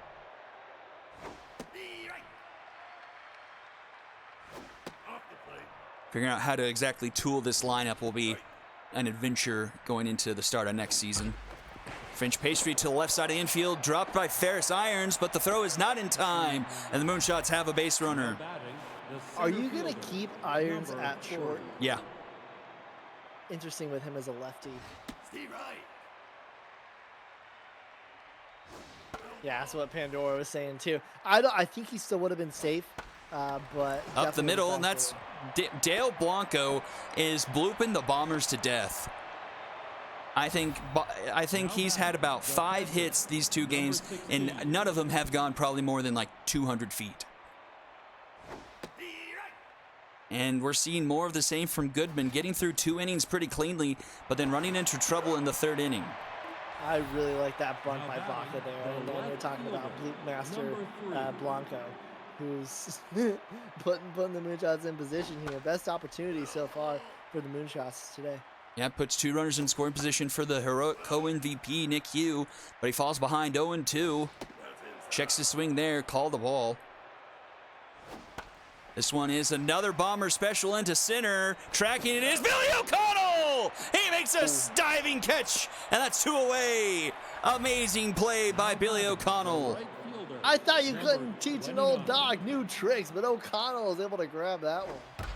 Musgroves, and that's a dive by Ferris Irons that comes up just a bit short, and that's going to tie the ball game. A 2-run double by Musgroves, and it's a 2-2 game. Now batting, the third baseman, number 4.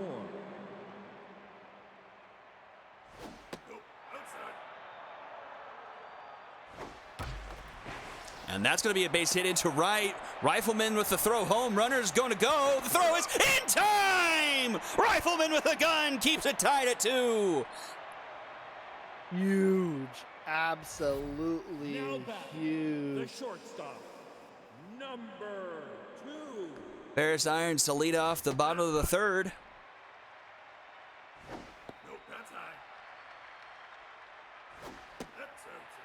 3-0 the count. Ugh, swinging at 3-0 and is going to foul this one out. Easy play by Botka. Now batting, the A gift-wrapped first out. Number 20.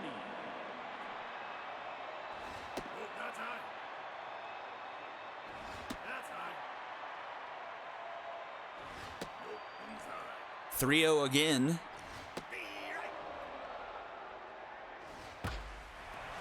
Moonshot into center. Easy play for Blanco. He's under it. And that's caught for out number 2. Now batting. Brings up Albert Pujols. Baseman, number 55. And this one's another moonshot into center. Blanco, easy play again. And he makes the catch for round number 3, so nothing doing for the Bombers. In the bottom of the 3rd to the 4th we go. It's Dreams, Crump, and Jackoon due up for the shots. Tied here at 2 apiece. Now batting. the This is first definitely baseman, what I was more so number expecting 13. for this game. Was a little, for this series rather, was this back and forth with some great defensive plays. A good play by Luther there. Recorded the first out. I don't want to like it's one of those scary things because I feel like, and I had to look at the stats just to make sure, but Goodman I think was statistically one of my better pitchers last year in the minors, and so I really don't want to mess with him. But I really don't like his pitch selection. Everything's going to the left there, or to the right, excuse me. I usually like to have a pitcher that has at least one going either direction, Yeah. Does that make any difference? Who freaking knows? Like, well, I haven't run the algorithm, although I would need each at bat matchup. And yeah, there's like no way, there's just no way I'm gonna run that down. no way we could ever interpolate anything there. Full count here to Jackoon. This one's up the middle, and no one's going to get to that one, and Jackoon has himself a 2-out single. Now batting. I want to bring up a team Number 21. that is not in this tournament anymore, one that fell to the Vikings, the Serpents. What's interesting about it, I don't know if you've been looking at the trend, but we have known the Serpents to be a fast team, right? Like that was always the thing, was fast. It's Oh, yes. looking like they're switching to power. And I don't know if it's because of, the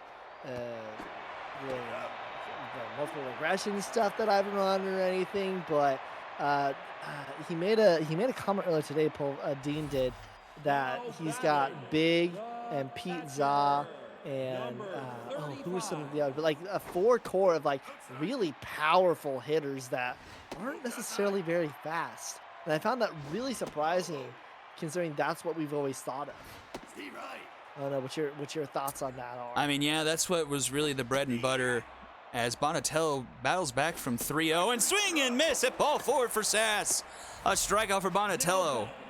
I mean, yeah, that's what was the Serpents' MO season 2, season 3 that got them into the Super Series and got them the title. I mean, not that they've really abandoned the speed. They're still probably one of the faster teams in the league. But, like some of that speed has retired. Like Mac Rodriguez was one of the OG Serpents that was super annoying with the speed. Ron Cox is on his way out. But they're replacing it with people like Caramel Apple. She's, I think, maxed out on speed or 90 plus. It is. I didn't think Big McLarchuge was super slow, but he might not be 90s, but I don't remember offhand. What is he? Do you have it up? Who is it? Big McLarchuge. Big McLarchuge is 95 power, 78 contact, and he is also 87 speed. 87 speed. Big McLarchuge is like the last of his generation. He's like a Murph Kelly who was just absolutely OP. And actually Pete Za is really fast as well. I didn't even realize that. He's 83 speed. But 83? Absolutely. Yeah, he's Wow. 95, 96, 83. Well, he hit a ton of extra base hits last season. He's also only a 46 fielding and 47 arm, so he's not really viable in the field. Jerry Briggs is actually pretty fast as well. So I take everything back. He's actually still building speed. He's building good offensive, not good defensive. 2 on, 2 out for the Bombers, but Benetti can't deliver, and it remains a tie game going into the top of the 5th. Number 40. 2-2. Goodman on the Currently, mound. I'm plugging into the SSBL history, all the season 6 awards.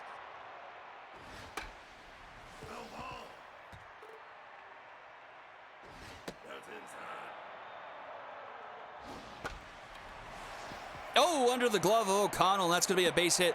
Another one for Blanco that doesn't. First hop doesn't get much further than 100 feet. Number 16. Blanco is just being a nightmare. Flute Master Blanco on the DJ for the night. Waka waka. Now, something rare that you don't see every day in this game. Goodman here through 4 innings doesn't have a walk or a strikeout. And there's the first strikeout. Now batting.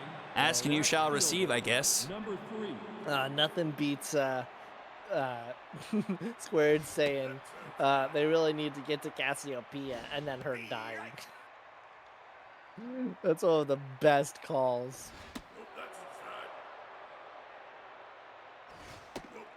3-1 the count to Hugh. Swings at that one, full count. That one's grounded to Irons. Could be 2 and tied at second for 1. And the Dragon special is turned. And we head to the bottom of the 5th inning. Rifleman, Irons, and Luther do it for the Bombers. Now batting. Bombers down 1-0 in the series. Need to win this one to force a game 3. Bacon 96 OS, thanks for the follow. Looks like we've got 4 people thinking that we're gonna only have one game 3, and then 96% of the points in favor of the Moonshots. Number 2. Line to right for out number 1. Brings up Ferris Irons. Oh, Decent play by Destroyer there. Just mistimed the jump. Up the middle goes Irons. That's a 1-out single for him. Yeah, Irons missed the play earlier that tied the game up, but hopefully with him secondaries, like having him at a shortstop secondary, you know, no longer in his playing his second or shortstop primary, and I'm going to give him a little bit more speed. Hopefully, see more plays turned by him there at short. Number 55. 2 down now for Albert Pujols. 0 for 2, not having a good day at the plate. I don't think he had a base hit in the first game. And here's a 3-0 count, but Bonatello has been able to thrive off those and battling back finds him in the strike zone. But we'll lose him there, and that's going to put 2 on, 2 out once again for the Bombers. And here's Alyssa Sass.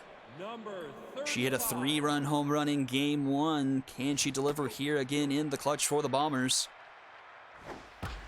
And no, she cannot. That one's lined to Crump for out number 3, and the Bombers strand a couple more runners as we head to the 6th inning. 2-3-4, do it for the Moonshots. both pitchers have been kind of living on a knife's edge for the past couple Yeah, of they really innings. have. Like, you know, decent amount of hits given up, but are able to get out of jams. Popped up in foul territory, playable by Sass. She makes the catch out number 1. Now batting. So I want to know, Whitney, and I also want to know from everybody in the chat, what are some of your favorite names from the draft pool? I haven't really taken a heavy look at the draft pool as Destroyer puts this one into the gap down and right. That's going to roll off the wall of the Grand Canyon. He's going to go for third, and he's going to get there without a throw.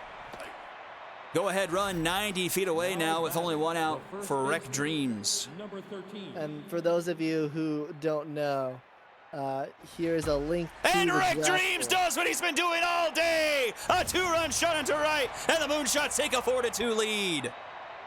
That's his 3rd home run Yep. this series.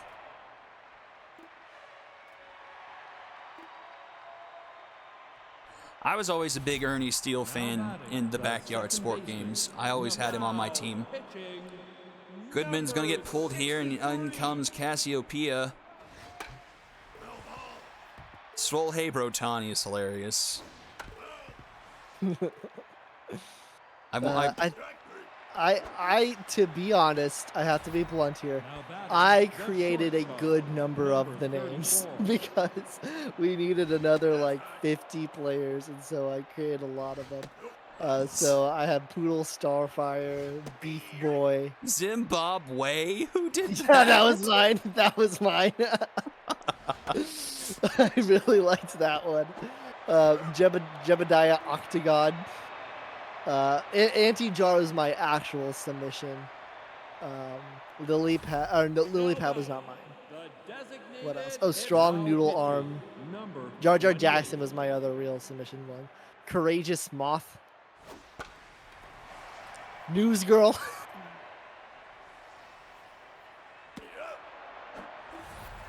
Now batting, Petunia the Tippy Cup. center fielder, number And then 42. I have to be honest here. I use a whole lot from the College Humor's Dropout, their Dimension 20 series. So we've got Baron, Baronese, Riz Guk Gak, Gorgug, Thistle Spring.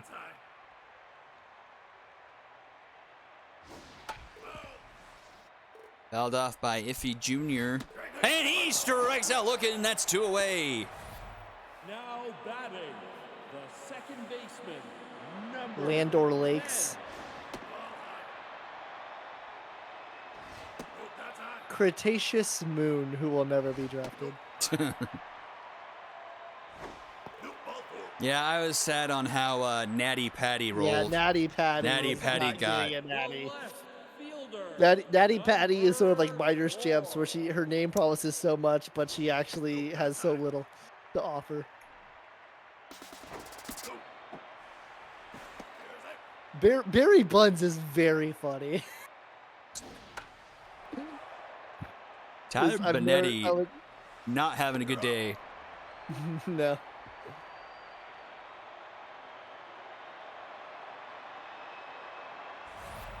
Now batting, the designated hitter, number 21. I wonder if I think Sammy Ferrari's got to be daughter of Yeah. Mr. SSBL. Sean Yeah. Ferrari. That dude is old. Hot Yogurt. I really liked Hot Yogurt. Now batting, the center fielder, number It's such 40. a stupid name, but it's hilarious. I really want someone to draft him so that I can say, and with the 78th pick in the draft, the wrong fielder select Hot Yogurt. Oh my gosh. Now I don't care who batting, you are. the That is catcher, hilarious. number 16. Chippy Hitch Socks. Yeah, Chippy Hitch Socks is one of the ones I created. A good play by Ooh. CDC, turning 2 there. As we head to the bottom of the 7th, time running out for the Bombers. They trail by 2 and need to get a win here to force game 3. Right fielder, number 89. And once again, Benetti, Rifleman, not having good days at the plate. I believe Benetti has a hit, but Rifleman hitless again here today in game 2.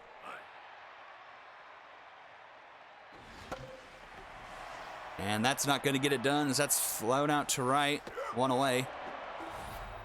Now batting, the shortstop, Iron's having a better day, but that's about the extent of it. Oh. All right, take that back. Ooh. That was disgusting. now That was a batting, horrible at-bat. first baseman, number 20. I was about to say, did someone seriously put Jillian Sorelli? And I was like, oh wait, she's a season 1 free agent, and that's why she's in it. She's still alive? She is still alive. Does she have 0 contact? I feel like she has to. Jillian Sorelli is actually 62, 24, 35, Now 53, batting, 67. the left fielder, number 3. Steve Wright. Off the plate. Ball high.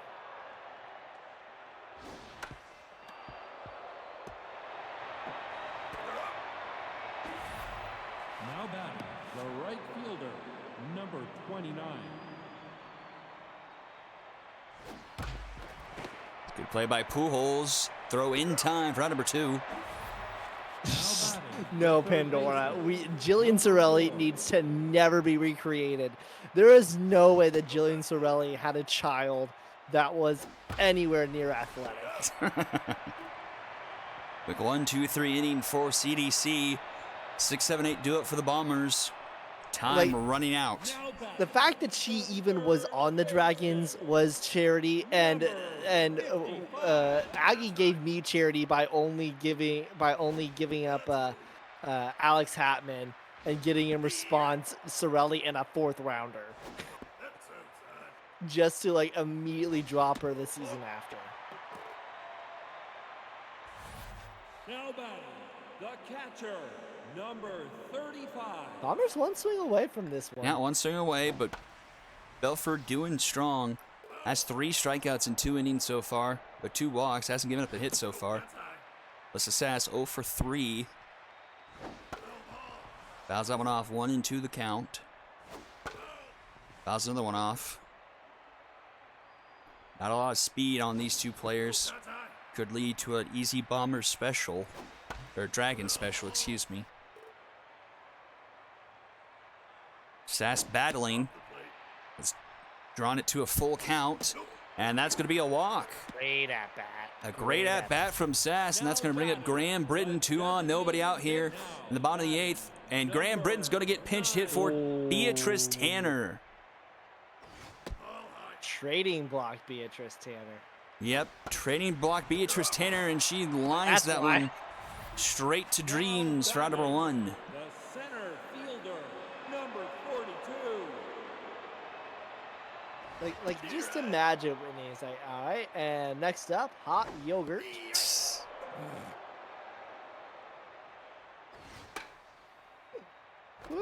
Ooh, Baca Oh, wow. almost got to that one. That one is going to get down. Runner's going to head for 3rd. He's going to go home. The throw from Hugh. He's tense, but he's going to get there in plenty of time. Wow, huge gun. Golly, there goes the smart base running we were talking about. Billy O'Connell used it all up in, was it in the first inning of this game? Yeah, I think it was. And the He used it all up in Bombers the first inning of this leave 2 more stranded. We've left 2 stranded at least 3 or 4 times tonight, and we head to the final frame. Now batting, the first baseman, number 13. game. What a change in the narrative this would be for the Moonshots organization. Always a team that, you know, nothing's really on the line for the Super Sim Classic, but I mean, nothing's really on the line for the Super Series. Like, it's all meaningless. It's the meaning that you put to it. So it would be a huge change in the narrative for this Moonshot squad if they were to pull it out here. But the Bombers are definitely capable of getting 2 runs, but they need to get to the bottom. Crucially, need to get to the bottom of this inning only down 2 runs. They cannot give up anymore. Oh, that's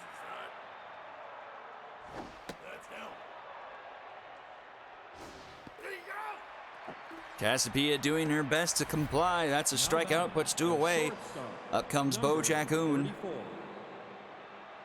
It's just terrifying knowing he's in the Super Sim Classic, and I have to face him at least once next season. Well, I say that, that's assuming I make postseason next season, which I've only done one out of the 3 seasons I've been in the league. And Bo will draw a walk to extend the inning. Now batting, Brings up the French designated pastry. hitter, number Rookie of the 21. year, French pastry. Had 23 RBIs and tied the league in home runs with 7 with Tank Tygo and Murph Kelly. And he beat out some good competition for that Rookie of the Year as well. For the Heroic Conference. He beat out Freishack. He beat out who else? He had some tough competition, and he did. just had such a good season. That's popped up, and it will mean a 2-run deficit for the Bombers. Can they force a game 3? Benetti, Rifleman, and Irons due up here. Now batting, the left fielder, number Benetti does have an RBI double back from the first inning. His lone hit on the day throughout the 2 games, though. And falls behind 1-2 here. Swing and a miss. A big first strikeout for Belford. now batting, the 2 right outs away for them, and I mean, they were nearly out in the round of 32. they came back, I believe it was a 4-run deficit against the Sandcats.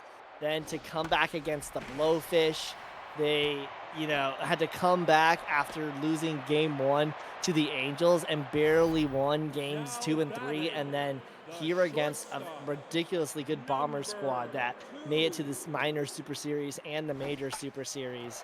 This would be huge for them, and they're 1 out away. But runner on first, Lexi Luther, they're going to have to earn it here.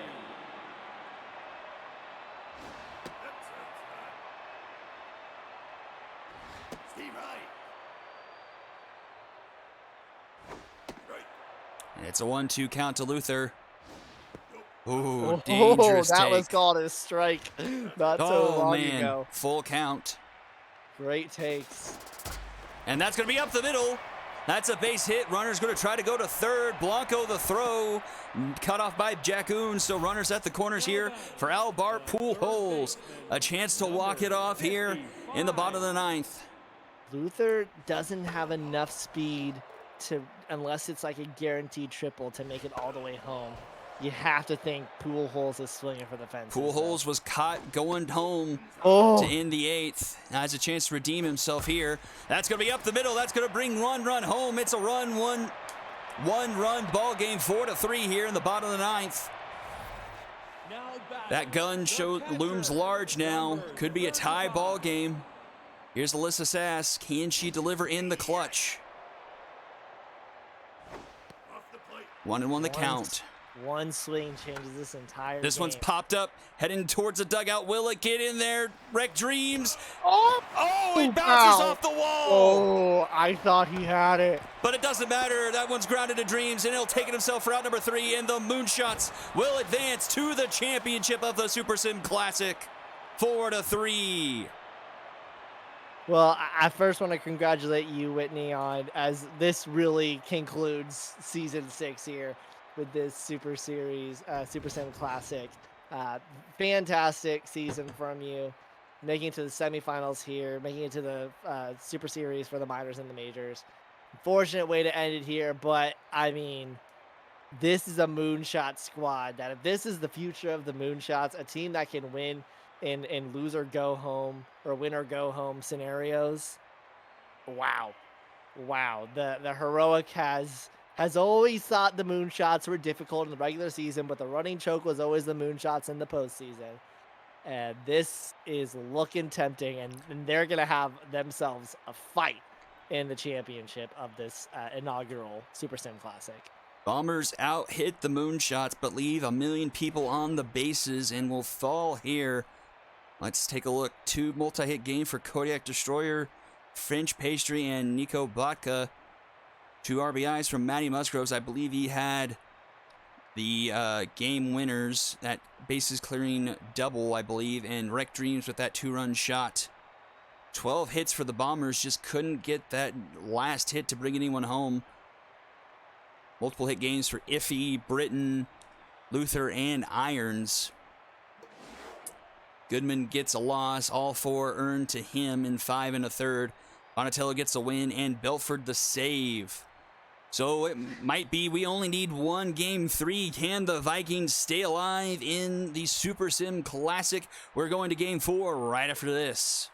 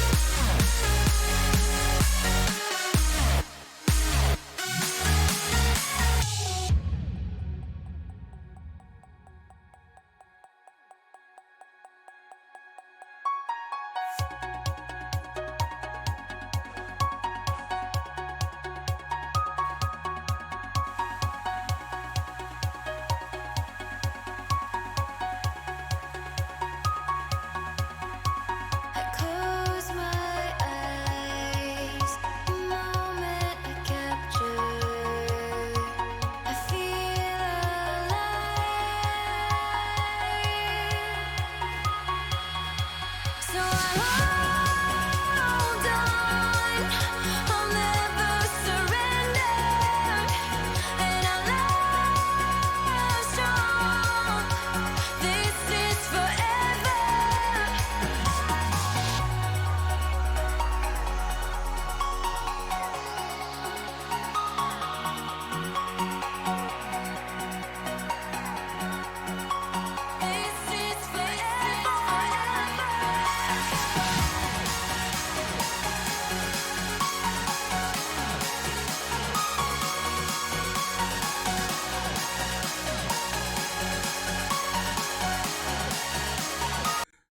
we go. Game 4 might be the final game of the night.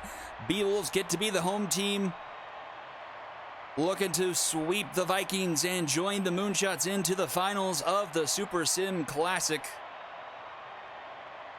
Again, I gotta show my bias here. I mean, not only do I have to play against the Dragons 2 times, or play against the Vikings 2 times this season at minimum. Not only did they sweep me 2-0 in the divisional, but it would be so cool to see the B-Wolves make it. But I mean, the B-Wolves have yet to drop a game this Super Sim Classic, but you just have to think that they've got a very good Viking squad coming against them. Beavis Ortiz out-dueled Ballet Rinro in Game 2 of the quarterfinals. Let's see what he's got in store for the Vikings. That throw is not going to be in time, and Judd French is in scoring position here for Vicky Marshall. Ball inside.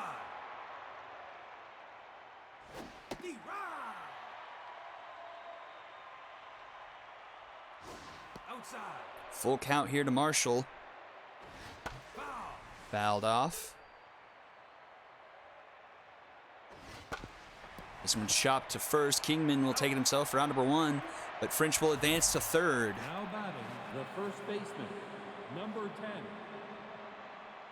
Great opportunity to score first here for the Vikings. And they just honestly might. should do it. This should be deep enough. Biggs doesn't have a great arm in left, and that will be an easy score for Judd French, and the Vikings strike first. They lead 1-0. The left fielder, number 47. Huge for them to start this one right.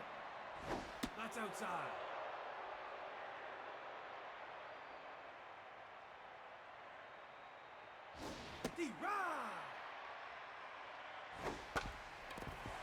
This one's grounded to Handley. He's up with it in time at first. Round number 3. Vikings strike first. They lead 1-0 here, going to the bottom of the first. Gina Handley and Buster Biggs to lead things off for the B-Wolves. The second baseman, Gina Torres. And Gina slaps that one through the right side of the infield. That's a leadoff single. If the B-Wolves, who beat Minshew, can also beat Holiday, they are so deserving to go to a championship. Oh, yeah. So deserving. Two of the best pitchers, honestly, in the heroic. It's hit and run is on. Worked Weeb out will get well. Weeb gets the throw to first in time, so similar situation. Runner in scoring position, only 1 out here for Buster Biggs and the B-Wolves, looking to tie things right back up. And that's going to get down into left. Donnie Driver gets the throw in before the runner can go home. So runners at the corners here for the B-Wolves. 1 out, and here's RBI man Ruby Green. He kind of biffed on an opportunity towards the end of game 1. This one into shallow right. It's probably not deep enough. Spencer Reed, the second baseman, actually make the catch for round number 2. So a blown opportunity once again there for for Ruby Green, and that brings up Billy LeBoink. Set the standard early if you're the Vikings. Get out of this one without giving up any runs.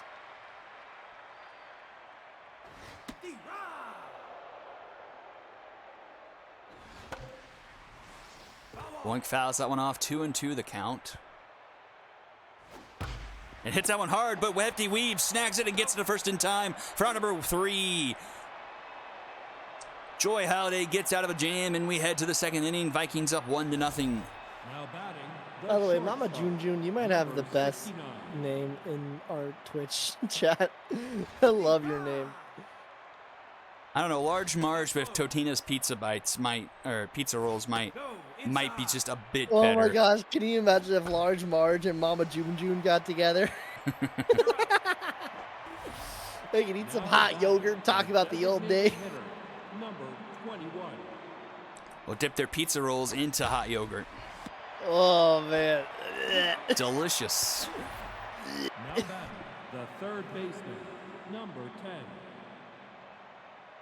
By the way, Pandora, you still heal. What does Pandora heals like reference? Oh no, Beavis! Oh! Now batting, the second baseman, number 9. makes the error. That's high. What was going to be a 1-2-3 inning continues for Spencer Reed. Flies this one into the gap. Tracking is LeBoink. Does he have enough speed? He does to get there in time for out number 3. Bottom of the second we go. Gotcha. Any reason why you like Pandora? The center Like Pandora's box. Magic Moore. That's what I've always associated that with. Maybe he's referring to Pandora, the jewelry set you can get from K Jewelers. You know, the ones with the different charms? Nope, just me? All right, this one popped up. Sponsored, but not sponsored. Imagine that's our first sponsorship for this league, which is like 95% men, I'm assuming. Pandora from KK Jewelers. Welcome to the SSBL, and be sure to check out our sponsor, K Jewelers. Every kiss begins with K.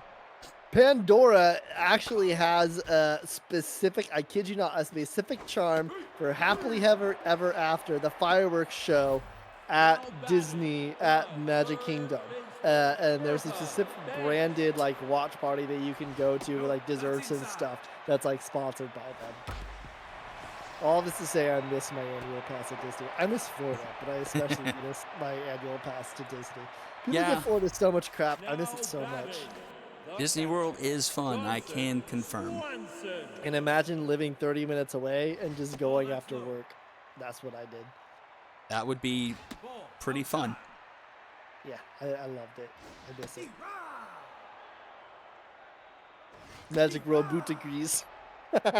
Here's Johnson Swanson, the MVP of Game 1. Can't get that one by Gage Deputy, and the Beavles will go quietly into the third. 9-1-2 do it for the Vikings here. They must win to force a Game 3. Number 45. Is that what was that? Yeats, a reference to Yeats? Do not go quietly into that good night. Now batting. Oh, I've just always thought that was just some sort of turn of phrase. No, well, it is. It's by Dylan Thomas. It's "Do Not Go Gentle into That Good Night" by Dylan Thomas in 1951. It's a very famous poem. Oh. Basically referencing like his father dying from cancer. But do not go gentle into that good night. Old age should burn and rave at the close of day. Rage, rage against the dying of the light. I am no literary man by any means of the imagination. I like ones that have like really good meaning. There's also one, oh gosh, who is that by?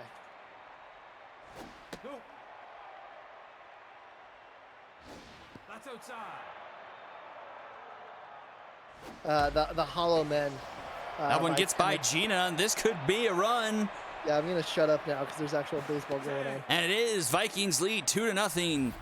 RBI single or double it turned into after the throw from Gage Deputy, and the Vikings have themselves a 2-0 lead here. Beavis Ortiz is tense. No, high. Not the start the Beavles were looking for here in game 2. Yeah, and the starting pitching just continues to deteriorate, go down and down. A game 3 would be Your base. Hot Mike versus I don't even know offhand. Bases loaded now for the Vikings, and here's Riley Reed. Things could get ugly here. She fouls that one off. 1-2 the count. No, that's low. Strike 3 called. A big strikeout for Beavis. Now batting, the designated hitter, number 21. And one run let in, but you gotta close the wound here. Bases loaded, 2 outs. The Vikings have been known to not convert. No, high. But you can't walk the whiffer. Uh-oh. Oh, no one's Oh, covering. no. No one's covering! No! Now Oh, batting, the third that is a baseman, blunder number and 10. a half. Beavis went for the dive, and that killed him.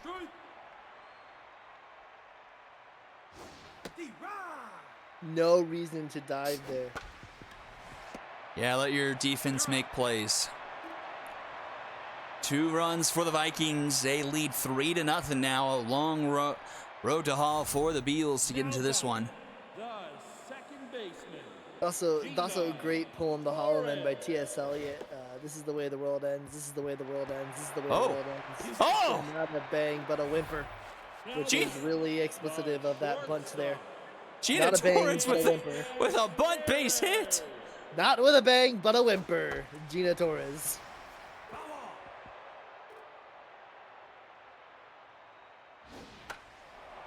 I'm sure we're getting so many viewers entranced with this poetry jargon. Should we start like soft snapping?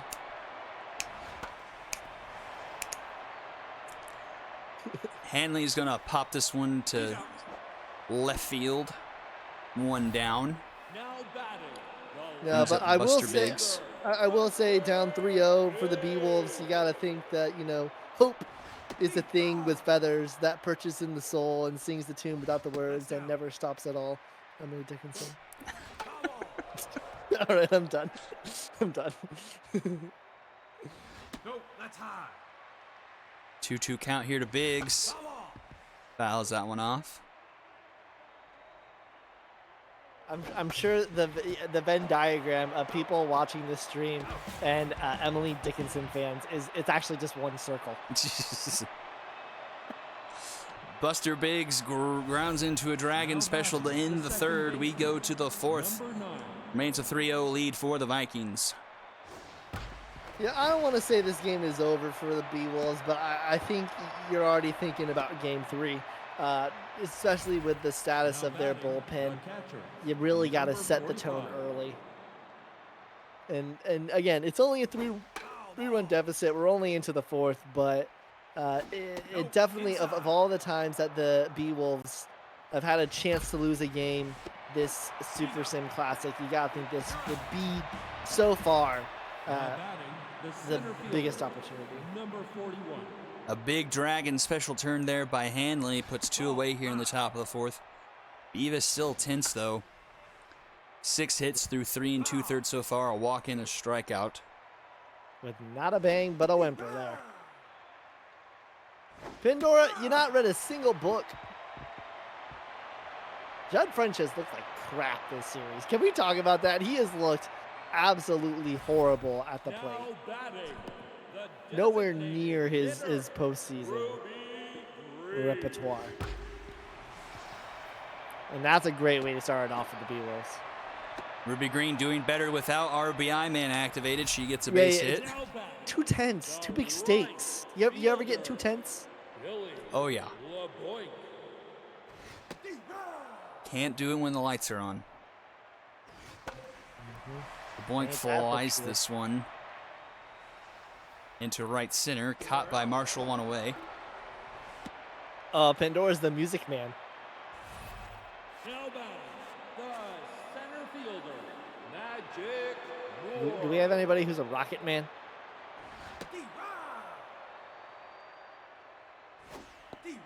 Or a scat man.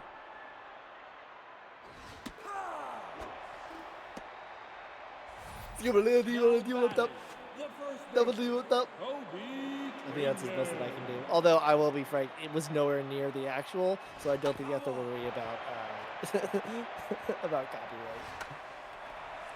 The DMCA. Yeah, B-Wolves just look lost at the plate. Halliday is really just controlling this game. They do have 5 hits, but they've never really put the pressure on her so far. I think Halliday might be the best quality pitcher they've faced so number far. if I'm thinking 37. about it. She's better than Mabel Sparks. That one's going to get through and roll pretty far. Moore is going to cut it off before it becomes extra bases. Now batting, the first baseman, number 10. And here's Gage Deputy, the 30 fielding utility woman.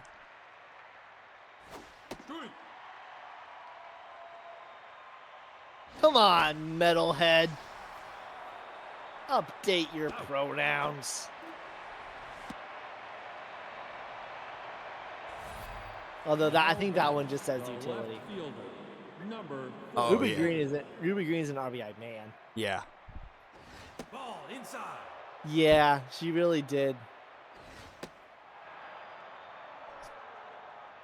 Which hopefully is the way that players will be in the future, in terms of like to get, because again, like we should always have like a Robin Ryan now type batting player the shortstop, number in the 69. majors. I think like if every team had like one Robin Ryan, I think that would be fine.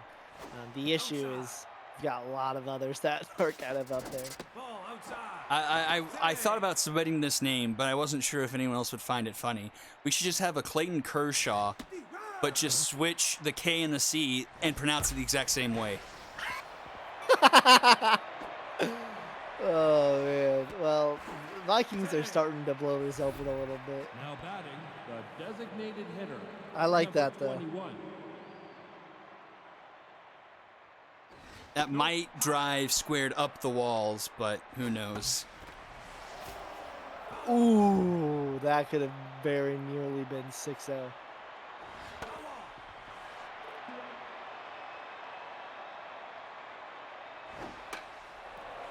There you go. That's how you deal with a whiffle.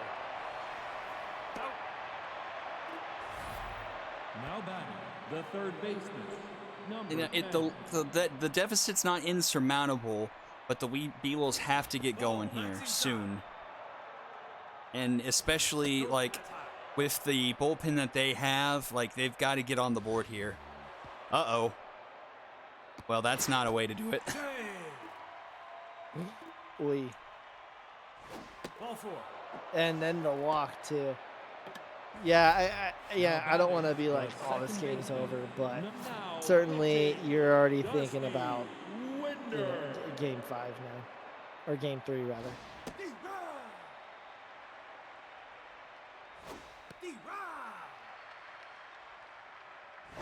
Ball.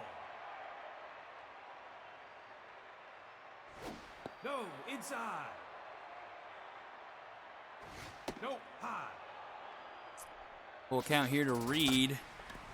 He's going to put this one into right center. Oh, LeBoy can't track it. And that's going to let 2 runs score, and it's 7-0 Vikings. Yeah, this is looking like the V-Wolves' worst performance so far, the Super Sim Classic. They haven't lost yet, and this is definitely nearly the worst. Just LeBoy's speed in the outfield is just a huge liability at times. A 4-run 5th, and the Vikings have blown it open here, 7-0 here, as we go into the bottom of the 5th. Now batting the third baseman, Bertha Banks. So we have people posting on the trading block, Puppet even posting. Everyone on the team is up for trade except for Zelda Narwhal, Barbara Dickerson. Not exactly looking to trade season 7 picks, but willing to get season 8 or 9s. Looking for top 30 picks. Johnson Swanson. Some of y'all need to get together and post a trade, like just a barn burner trade while we're still live. You just want a barn burner trade. Jeez, the unicorns are stacked. Yeah! Oh my. I mean, like Pandora said, the Corns played in a division where the center fielders were their main competition because the Quacks had nobody, the Sparrows had nobody. Like, they really coasted and had 5 games of a minors championship series where their offense was really good as well was their pitching. That's inside. So, like, they just got juiced and then had aging on top of that. No, that's We inside. may need to look at minors progression. Oh, yeah, that's something I've definitely brought up that I was going to ask about. I know Zarby had said something about that, but wasn't sure if he has able to get to any of that. Yeah, can you post that in the The league center chat fielder, now so that we don't forget number it? Because if we're going to make 41. any changes, we need to make it before the season starts. No, Ooh, playoff. What if we just had no progression ball, in the that's playoffs outside. for either majors or minors? Maybe. Oh, jeez. Okay, so we're going to game 3. Yeah. but there needs to be some sort of reward. Like you make it to like Win I the don't know. Super Series. That's your reward. Well, like I feel like the players should get something like you Now know batting, the I right don't know. fielder, We'll talk about number it. That's 37. a bridge to cross later. Ball outside. So it looks like those of you who voted for 1 Game 3 will be correct unless the B-Wolves score That's low. 9 runs here. Take your base. Now batting, the first baseman, number 10. Change the. Oh, you're talking about like the minors. Yeah. Minors playoffs are gonna look different, but still, like if you go deep in the minors playoffs, you still got a lot of games. King, I think it was Squared who was saying that King Kush was a mistake. I'm sorry, he's 390 with RBI man and low pitch. Out. Like that was a take that didn't age well. Oh my gosh, the unicorns Now batting, are the so left fielder, good. number 47. Wow. D-Rod. That's high. Oh, we don't have Trey Ball flip flop outside. on the data. Low.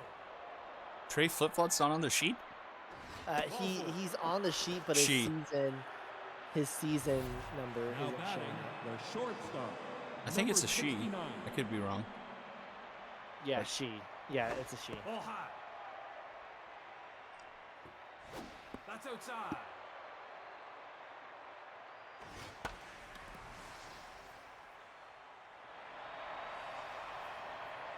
He's out. Well, that's the second out in the sixth inning. Yeah. Now I batting, might the go ahead and designated update that. hitter, I number wonder if 21. she's just spelled wrong. Well, I think it's weird because I think her actual name is lower, like her last name Flip-Flop is lowercase, like officially. So that might be the reason for it. Now batting. She's the on left this. She's on this fielder. list actually. I wonder if there's a space. D-Rod. Yes, there is. Ball high. All right, literally I solved it. Strike. Literally, it was Trey space flip flop. Flip flop. Wow. Well, that'll do it. You're out. Now batting, the designated hitter, Ruby Green. D-Rod. And already added in all of the season 7 players into that data one as well. So once we start putting everybody in, it should. Oh, Ruby Green. Once again, does something with the bases completely empty, but prevents the Beowulfs from getting shut out here. I mean, if they're gonna win Game 3, they're gonna need to come back. Again, this game isn't over, but It's kind of over. Billy it's got to be over. LeBoy. Unless like Paul George or Jack Undermeyer come in and give up 12 runs. Where were you? I mean, that's kind of how I felt when the Vikings scored 7 with 2 outs in the 9th inning. Like, where were you? Well, I think we should go ahead and yeah, that's the thing. If we're gonna make any changes to that minors progression, it'll be reflected in the spring training regression. Yeah. Pandora makes a good point about spring training. Center fielder, Magic Moore. Well, the issue is that we want to incentivize minors, right? Right. Well, also we gotta Well, consider. I brought up the idea at some point, like before last season, and I don't think it got any traction, but I had the idea of what if minors is the only place you get progression. Oh. I don't know how other people would respond to that, and especially with the season. I mean, we're in the off season.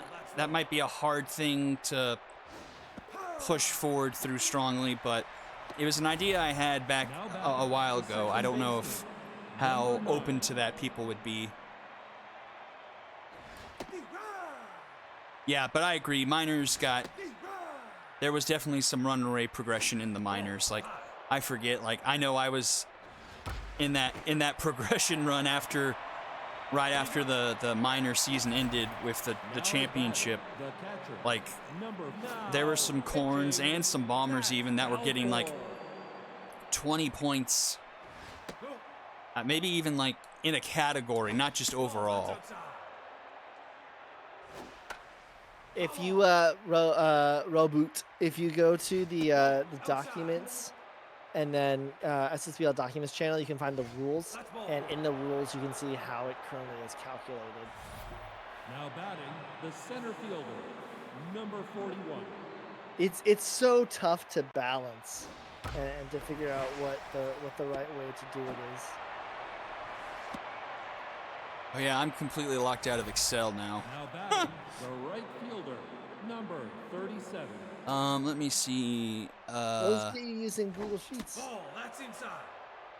Yeah, I guess I need to, but I don't know. Okay. Batting second half. Oh, they actually, like, they don't even... Now batting, the first baseman, number 10. 58% of the points voting for the B-Wolves to take this one. And currently, the Vikings have runners on first and second with 2 out, or actually the bases loaded with 2 outs in the top of the 7th. Yeah, like, so for example, Kent Iffy Jr. got 34 points, 10, 14, 10. Oh my. Unicorns. Trey Flip-Flop got 21 points just in contact. Oh, huge strikeout there on Deputy. I mean, this game is over, but still. Breezy Bree got 40 points total, 43 for Flip-Flop, so we had some cases of runaway that we should definitely look into solving.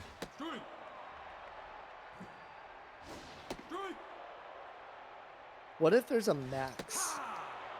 Yeah, that could work too. So instead of completely trying to tinker with the system and constantly have to wait and see if the balance is up or down, we set a max for how much a stat can go up, or to be fair, to go down as well Ball outside. per like season. So like, and like you could still like use camps and stuff to increase it, but like, Yeah. for example, a player can only gain a maximum of like 20 points Through stats. through stats. That could work, yeah. And then that'll also affect like the negatives as well, as like you know that a player will want to use at maximum 20 points. Keep it well within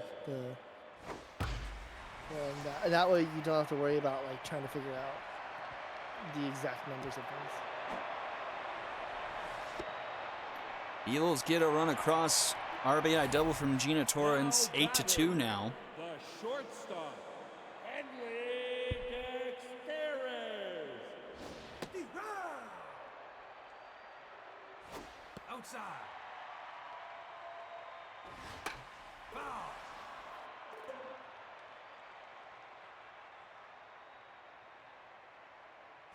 Nope, that's high.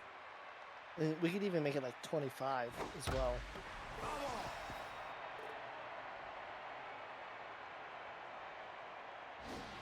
And we'll start the No, that's high. Take your base. Now batting. The That left way, people fielder, still will use minors because that's still a lot of points to gain.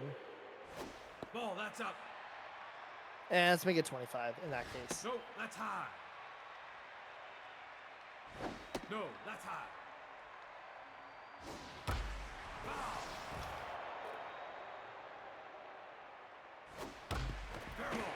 Oh, Yeah, great play and by the- Hefty Weeb to the end the issue is- inning.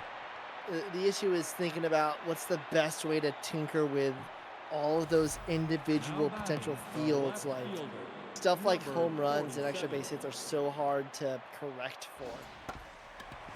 Is the issue. We're out. Now batting, the shortstop, number 69. No, inside. No, that's low. But also, it's meant more so to prevent runaway. So maybe if that's too low, maybe like 30 points, You're out. which most would fit into that category. And then there's a couple that of like absolute daggers that would, get a little bit of hey now. Well, and the thing is, that's just second half progression. That doesn't also include what they might have gotten in the first half. No, that's Yeah, inside. So that's some of these amazing. people might have gotten like, Ball four. I don't want Well, to say 100 points, but if they did really well, like Now batting. the somewhere third between baseman, like 50 number to 10. 75, I think is definitely possible. So, like, for example, if we bring up King Kush here, Out.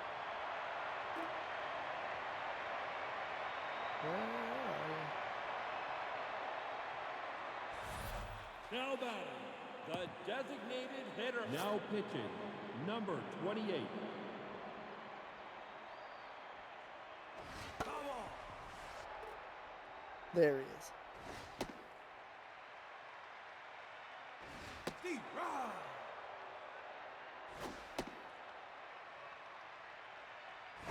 Ball outside. Take your base. Now batting, the right fielder, Billy LeBoink. No, high. Okay, so King Kush was No, 314 overall when he was drafted. Yeah, that's what Pandora said. In terms of camps that were used on him, he was given 10. That's all he was given was 10. So 324 is the sort of like the quote unquote start. He currently Now batting, the center fielder, Magic Moore. is 390, which means that he gained 66 points. That's a lot. Yeah. So maybe it's even like Now 40. batting, the first Because baseman, like him Oakley at Kingman. 390 is very different than him at. But Pandora makes a good point. That counts aging as well. That's inside. Oh, you're right. And I don't know where the roles are. That was, Oh, what was everyone doing? That was a base hit into center field. Why did everyone stop running? that Did you was the game for did the you just see B-Rolls. what happened there? Yeah, that was just the game for the B rolls. Oh yeah, Pandora, see if you can find the rolls. Because right now it's 64 points that he gained. Not that would have mattered. That's a Dragon special if it's one out, but that was just bizarre. I mean, the Beagles have 10 hits. They're just not capitalizing. Now They're only one hit behind the second Vikings. baseman, number 9. 369 before age. So he went from 324 to 369, which was 45. Okay. 45 points. So if that's our standard, if that's sort of like the max, then maybe we say, okay, so that's kind of outrageous. Let's go with like 30. Now batting, Maybe. the catcher, number 45. So that counts what? Deep run. So it was 369 Six. before aging, added 10 points, so he was at 45. Take. How many games is Now that? That's batting, the center fielder, number 41. there's 3, 6. No, there's 5. So 4, 8, You're out. 9, 10. So that's 15 games. So he gained how many points was it? Now batting, He right gained fielder, 45. number So 45. basically like 3 points a game. So 3 points a game. Which doesn't seem that much, No. but Oh just both- dear. oh gosh. Okay, so game 3. The B-Wolves have put up a valiant effort, but they are They're getting their first loss of the Super Sim Classic here, and they're gonna have to find a way to turn it around. Yeah, the Pandora's bringing up a point where it's like it's the like sort of like the max that one could gain, but I think it's still something that we need to. And again, to be fair, getting drafted 314, like 314 is pretty high. However, if you look at, for example, the season 7 draft pool, we've got 358, 352, 339, 337.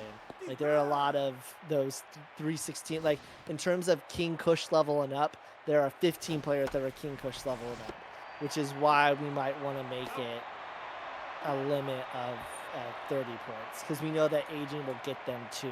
Or we do, well, that would be a lot of work to, never mind. I'm not even going to suggest that after all.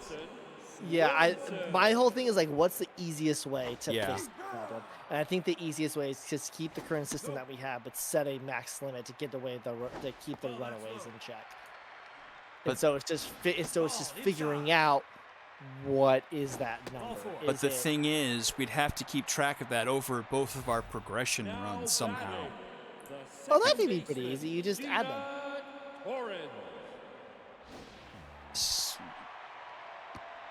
Yeah. You just like create a new doc that has one, copy and paste the progression from one, the rolls, copy and paste the second, and then have a third that's or even just like one sheet, and then one column is the first half gains, second half is the second half gains, and then add them together. Take your base. That could be the way you do it. So and then at that point, it's like figuring out what's egregious. Henley Dexterity.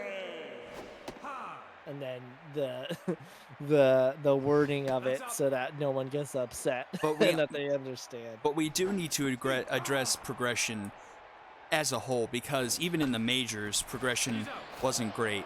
I think the general consensus was that batting stats were a little bit like batting progression was a bit low in the minors, and way too many pitchers got hit progression-wise in the majors. Like we definitely need to address. We did get that fixed a little bit in terms of we added back the innings pitch.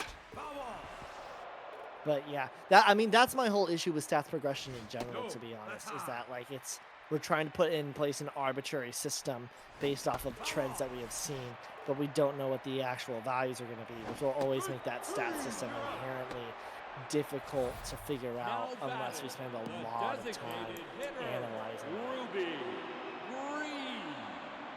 Last chance for the Bee-Wolves. That's inside. Another chance with Ruby Green with RBI, man, and she connects this time. Hey, look at that. Will clear the bases. A Pyrrhic victory for the Bee-Wolves. She'll need that confidence going into game 3 batting, here. the right fielder, Billy LeBoy.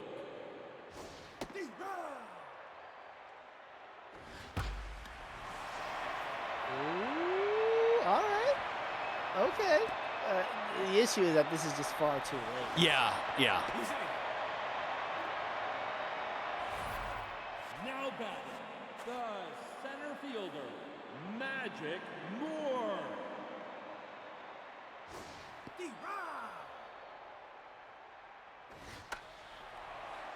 And that will do it.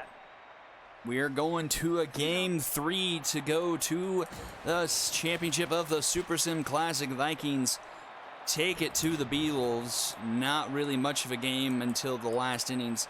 Only 2 fewer hits, but just never quite in the right order. 3 hits for Ruby Green, 3 RBIs, 3 from Gina. A big goose egg for Handley. That's never good. Let's see. Judd French, 4 for 5. Spencer Reed, 3 for 5. Mayuki, 2 for 4. Holiday, only 2 earned in 7 for the win. Evis gets rocked 6 through 4 and 2/3. Your MVP is Ruby Green for some reason, followed by Judd French and Vicky Marshall. But don't go anywhere. We'll have just a little bit longer of a break. Setting up game number 5 with a ticket to the championship series right after this.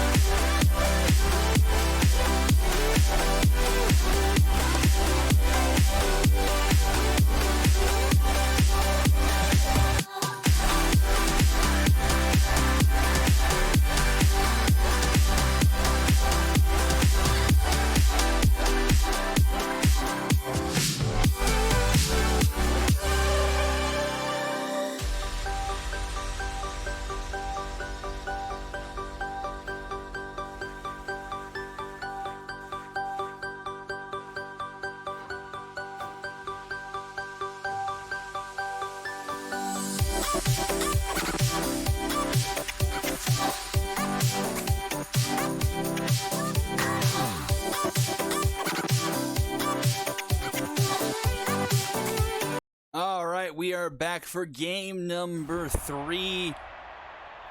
Winner gets to play the Moonshots in the championship of the Super Sim Classic. It's going to be Bruce Hotmite versus Fran I don't know how to say her last name. Cripani, something like that. Second baseman, Gina Torres.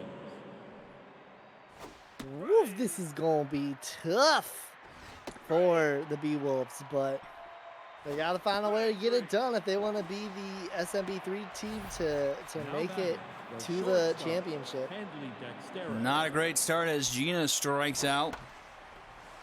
And first pitch swinging is Handley, flies out 2 right, 2 away. Quickly for Bruce Hotmike.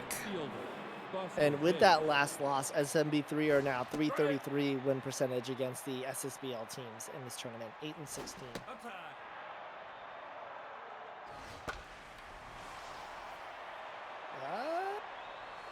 Not enough. Not quite enough. And the B-Wolves go down in order. We'll go to the bottom of the first. French Marshal and Deputy due up. The center fielder, number 42. If you're Vikings, you like to see Judge French do something this game. How do you say her name? Gripani? Oh, no. Oi. Going downhill fast. Fran will be tense after the beanball. And, Well, first of all, there's no R, so it's Japani. Chipani. Oh. I do that all the time. Oh, dear. This might get ugly fast. This is not looking good for the B-Wolves.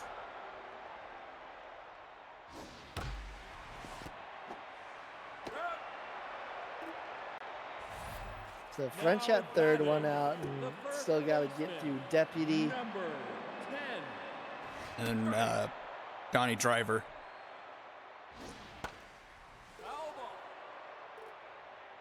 First thing Japani needs to do is get rid of Tense. Yeah. He's going to have any shot. Uh-oh. Oh. That could be trouble. Oh, and he doesn't even go to first.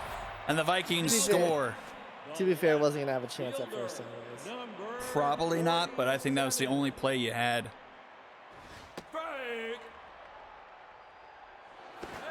Japani's got to make the catch, though. Or being tense probably cost it. That's inside. Oh, almost hit Driver. And that's to the right side of the infield, and it's getting kind of desperate here. Only 1 out here in the top of the first. So you made it to the bottom of the order. This is where you need to, the 5, 6, 7. If you're the B-Wolves and you want a chance in this game 3, you need to find success here. Gotta stop the bleeding.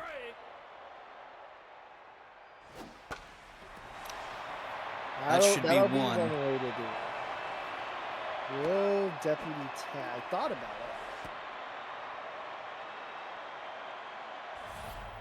Now batting, the designated hitter, number 21. Let me know to have success against Amir Williams. Just need to get 2 strikes on him. 2 on, 2 out here for the Vikings, leading 1-0 here in the bottom of the first in game 3.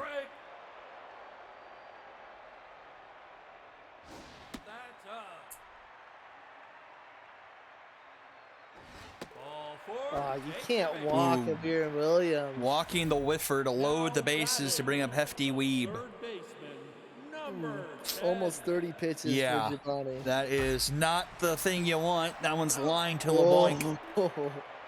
The B-Wolves are the luckiest team in the world to only have given up 1 run there.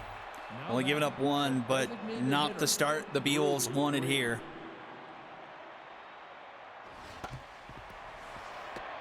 And it's still just going to be trouble. Now batting, the right fielder, Billy LeBlanc. Follow.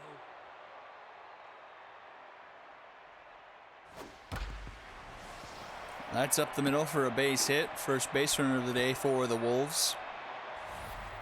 Now You know, batting, you know. the Here's the center thing: fielder, one swing, Magic and all of a Moore. sudden the Beagles take the lead. But that's not going to happen here with the Magic Moore, surely, against Bruce Hot Ball Mike. inside. I mean, stranger things have happened. That's outside. Strike. Good dive by Spencer Reed. Won't be able to turn to Dragon Special. We'll get Magic Moore out at first. Puts the runner in scoring position here for Kobe Kingman with 2 outs. He's got some power. Horrible contact though. And that is a flying duck. And Deputy will make the catch in foul territory for out number 3.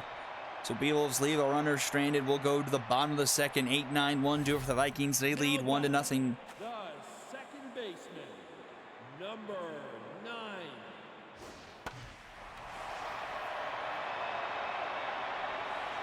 Out. Now batting, the catcher. You know, one thing that we haven't thought about in terms of leveling out the playing field in the league is the nuclear option, which is straight up reduce every single player by 10 points. Now batting, the center fielder. What? I didn't catch that. Number 41. There's a nuclear option if we ever wanted to pursue it for getting the league in control, and it's like reducing the number of rating points for everybody by like 20 points Take your total. base. Oof. Yeah, it would be like a one-time, Now like batting, -2 from every the stat or right something like that. fielder, number I don't know about that one. 37. That one, Yeah, that's why I call it the nuclear No, left option. side. That's low. The nuclear option needs at least like a season ahead of time, everyone, to know the nuclear option is about to come into effect. Strike. Save. Ooh. just in the nick of time there. I thought the tag was applied, but Jed French has stolen second in scoring position now. 2 outs here for Vicky Marshall. Ball 4. Take your base. Batter walked in the dirt. No throw can be made to third, so runners now at the corners here for Gage Deputy. 10. Had 2 strikes on Marshall as well. And just has not had a chance to settle back down. Yeah, Fran just can't shake the tents. And that might cost her the game. Oh, wow. Big hack there. Strike. Oh my gosh, just gave it right back.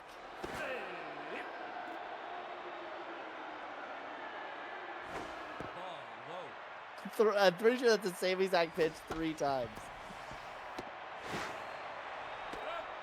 And the inning is ended with the ground out to short. Vikings leave a couple stranded. It remains 1-0 heading into the top of the third. Now batting, the third Absolutely huge. Bertha. Yeah. Strike. Strike. No. But they still gotta get past Hot Strike. Mike. 3. Out. And that's looking like a harder and harder task to mount as he strikes out Bertha Banks on 3 pitches. And he's locked in now. Yep, locked in, only giving up 1 hit so far tonight. Strike. Foul ball. Nope. High. You're out. Back-to-back strikeouts for Bruce Hot Mike. Now He batting, is the second cruising. baseman, Gina Torres. Inside. 3 Ks through 2 2/3 so far. Strike. Strike. That pitch count is disgusting too. Yeah, just now at 30 pitches. No. Getting out here, that's almost 10 pitches an inning. Gina's battling though, Ball 4. and she'll actually draw a walk. Nice take. Now batting, the shortstop, Handley Dexteres. This brings up Hanley Dexteres.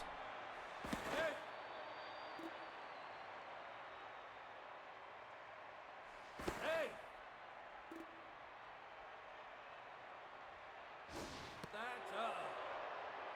Yeah, that's true, Pandora. Strike. Off the plate. Foul ball. Ball high. Full count now to Handley. Runner is going. Popped Oh, up behind that's home the plate. pitch Will it to stay in swing at. play? It just barely stays in play. Oh, Miyuki makes the catch behind the back, right at the backstop. And we head to the bottom of the third. Now batting, the left fielder, number 47. yeah. I think that might be more of like a slow burn. Go high. Strike. So like the most a boosted player could be, Ball like inside. even with like a tier 3 sub, would be like 320 or something like that. Yeah. Instead Now of the base batting, ranges being the 200 to shortstop, 300. Number 69. Well, here's the thing. The biggest reason why there's some really good players right now is because of the Zarbi general players, which were more distributed as well.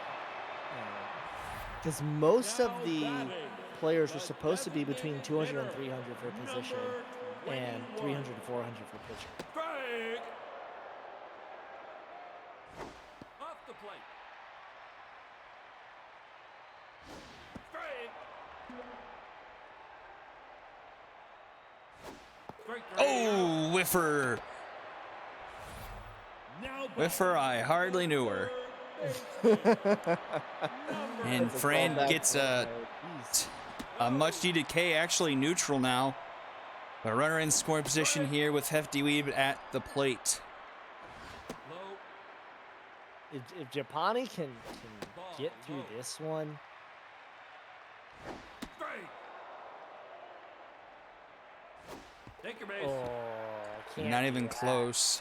Can't do that on a 3-2. Now batting, the second baseman, number 9. 4 walks, 3 hits so far for Fran. And that's going to be up the middle. That's going to be a base hit. That's going to allow 1 run to score, most likely. Throw not in time, and the Vikings will take a 2-0 lead here in Game 3. The catcher, number 45. That's inside. That's hit, but Hanley Dexterous is able to handle that. Round number 3, another run for the Vikings. They lead 2-0 heading into the 4th. I think if you're the B-Wolves, the Vikings have gift wrapped this game to you. They have had the opportunity to honestly make this game like 8-0. Yeah. And it's only 2. Inside. And I know Bruce Hot Mike is locked in, but you gotta find a way past him.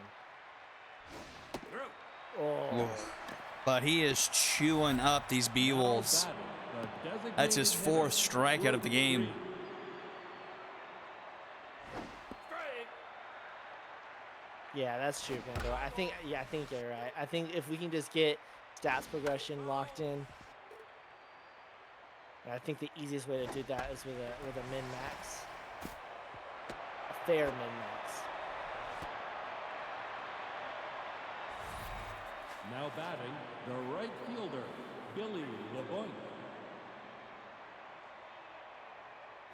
Strike. That's inside. No.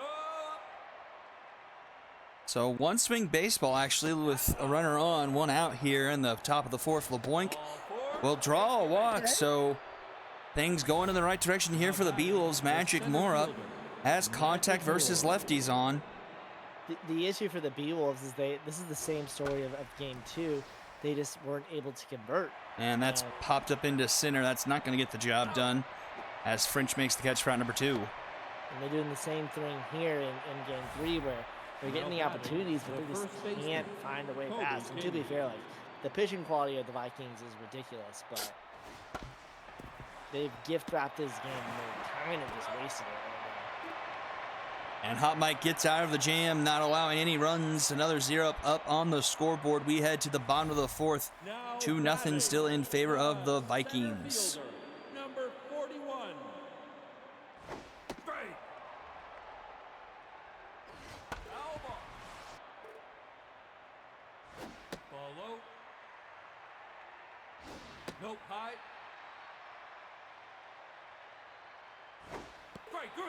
Oh, Okay. Now back, the right fielder, number 37. they did let Fran eat a few more innings than I was expecting after she beamed Judd French to start the game.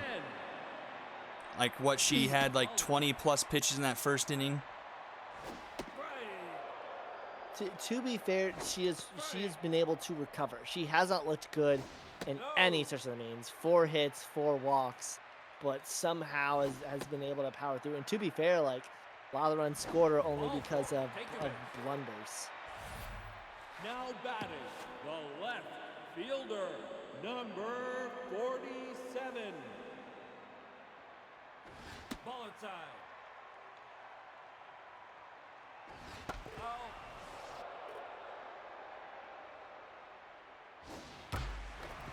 That's going to be through the left side of the infield, so the Vikings now have 2 on, 2 out. Let's see if they can capitalize where the B-Wolves couldn't. Brings up Riley Reed, 1 for 2 today, a double. And that's going to do it for Fran. In comes Benson Rushmore. He's only, okay, I was thinking he was a B. He's a C+. So I don't think anyone in the B-Wolves pin is above a C. This one is deep into right, left center. But it's going to be too tall and die in front of the warning track for out number 3. As we go into the 5th inning, Beals only trail by 2, but only have 2 hits on the day so far. The third baseman, Bertha Banks. And a locked-in Bruce Hotmike still on the mound. 54 pitches here starting the top of the 5th. Popped up into left, tracking it is Riley Reed, and she makes the catch for out number 1. Now batting, the catcher, Johnson Swanson. Strike. That's inside. Low. Strike. This one's grounded. Oh, but Spencer Reed able to snag that one for out number 2. Now batting, the second baseman, Gina Torres. It's so frustrating if you're the B-Wolves because this game is within grasp compared to last game, but where are you going to find a way through? There's just a whole lot of zeros. Yep. Now batting, And now into the pin. hitter, And that's be a hard task to stay alive, I feel like. strike. Off the plate. Ball low. Foul ball.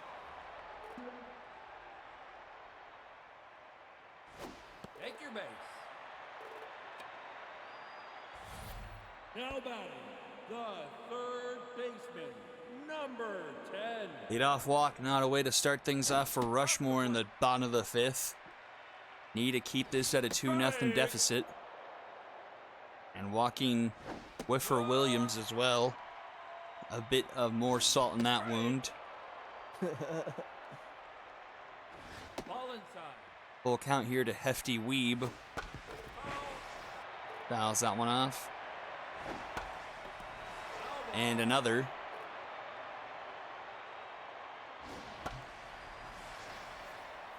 And another. one. Ball four. Take And another Oh. walk for Rushmore. That's 2 on, nobody out here. And up comes Spencer Reed. number 9. Vikings with the offense that the Beatles have shown so far today. Another couple runs could put this one out of That's outside.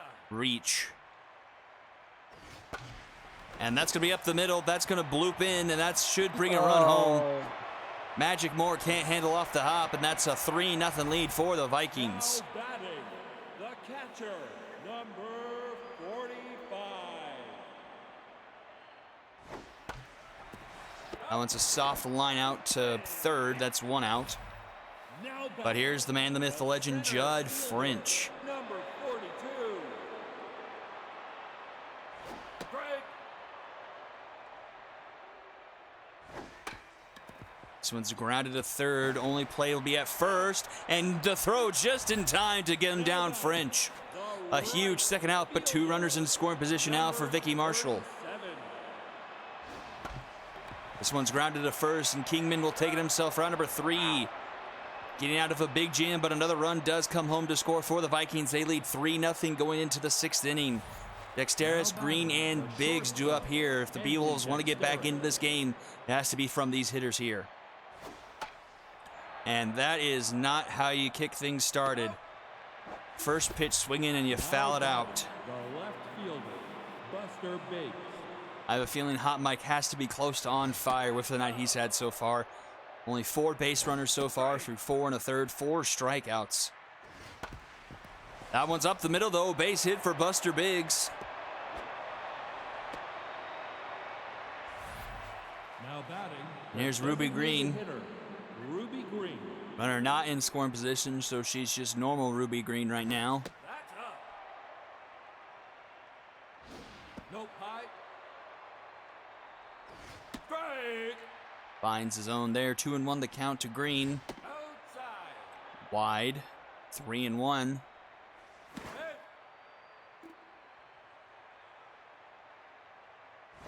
Take your base. And that's going to be a walk for Ruby Green. So just like that, we're in one swing territory here for Billy LeBoink. Billy LeBoy. Can they actually do it though? Because again, this is not the first time tonight that they've put runners on, and in fact, this is the 2nd straight inning that they've put runners on. with Oh one out. dear. And that's going to be an ending inning Dragons special. And that's just absolutely backbreaking. They just cannot find a way. Now batting. The first Bruce Hot baseman, Mike is doing a great number job for the 10. Vikings, Ball inside. and is looking right now close to an SSBL championship. Strike. Strike 3. Good leadoff strikeout for Rushmore off of Deputy, 1 away. The left fielder, number 47. No. Oh, Donnie Driver. Almost into the 2nd deck and right, and it's 4-0 Vikings. Vikings doing the opposite of what happened to them in the heroic conference finals. This time they're looking to do the reverse sweep. Now batting, the shortstop, number That ball was in the 69. moon. That ball got out of here fast. Foul ball. Still does the tag animation.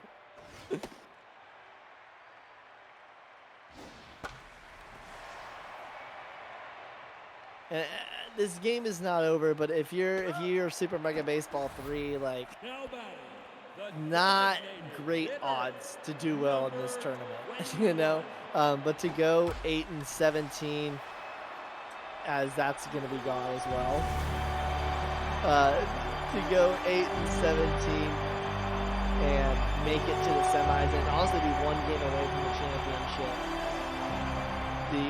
The SMB3 teams did, I think, show up more than I think we expected to, and they lost some close games too. Like the Moonshots almost weren't in the championship Right. because they should have lost to the Sandcats, to be frank. Yeah, a lot of SMB3 teams kept it close, but just couldn't quite get it there. Like the Heaters put up a good fight against Unicorns. I know Ball 4. the Crocs kind of gave me a bit of a fight for a while. Now batting, the second baseman, Hot corners number 9. were not back and forth, but it was a low-scoring game against the High Rollers. So, I mean, I don't remember an SMB3 team really getting just blown out. I mean, I could tell you some of them. Now batting, the catcher, Cyclones 8-3 over Wildbows. That's not a huge blowout. Lumberjacks 10-4 over the Moose. How unsizable. Strike. Salty got a 12-7 win over the Knights. That's actually a pretty decent win. Serpents 7-1 over Sawteeth. But yeah, it looks like for the most part, pretty much held now their own. batting, the center fielder, Magic Moore. A lot of these games were, a lot closer than I think we all expected.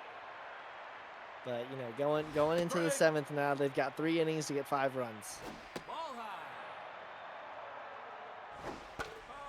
which every game this series, the Bee Wolves have gotten 5 runs. Yep. Now batting, the first baseman, Kobe Kingman.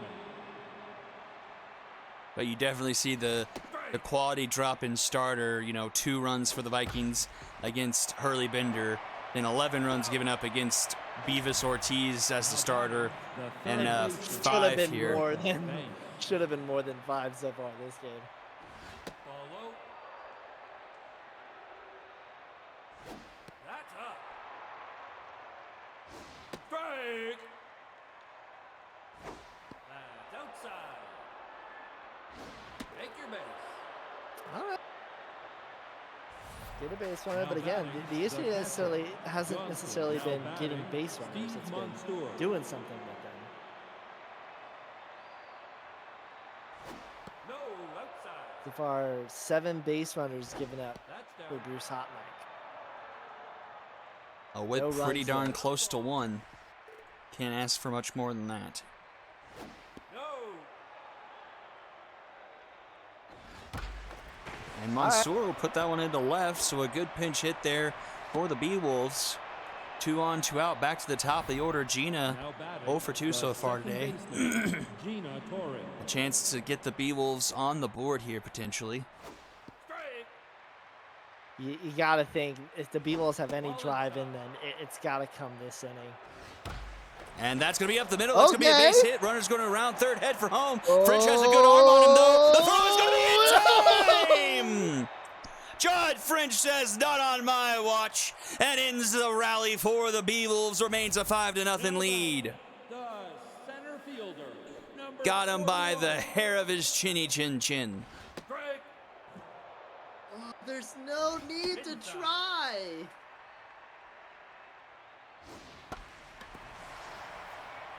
Oh, there's no need to test the arm of French Now there. batting, He the did it all right during the season fielder, 6 number postseason. 37. And for someone who hasn't had the greatest series, made him pay there, man. What could have been for this Bee Wolves team? Again, game's not over, but what could have been? Ball inside. I mean, especially with Handley Dexteris coming up. That's inside. I mean, one of your best Oh, players. man. And At least give him I a mean, at chance with that- the bases loaded. At that point, is Cal Cooley still even locked in? Strike. Yeah. I mean, after giving up a base hit, he might have, 2 base hits and a walk? yeah. I mean, we're about to find out whether or not he is locked in. Now batting, So the Hanley shortstop, Dexteris would have come up, Hanley. Now pitching, and he would. Okay, number Bruce Hotmike was still locked in.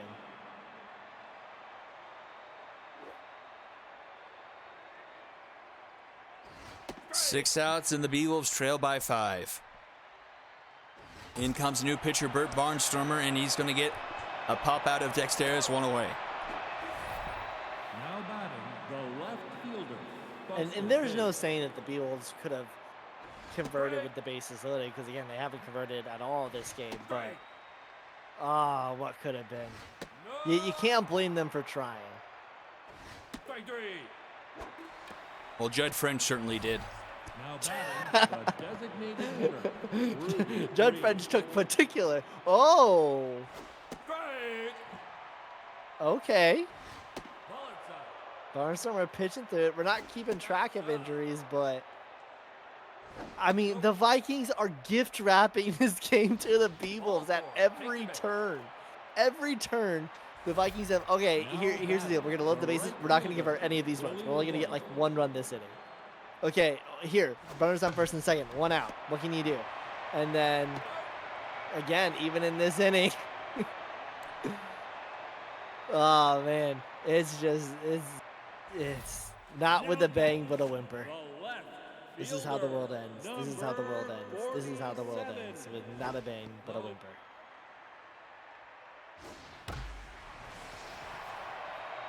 Donnie Driver having himself a good night.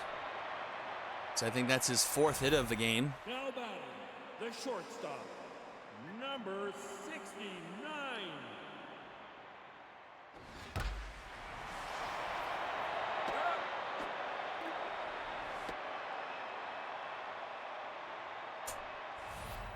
Now batting. Eagles were the one game away designated from hitter, a number spot in the 21. championship.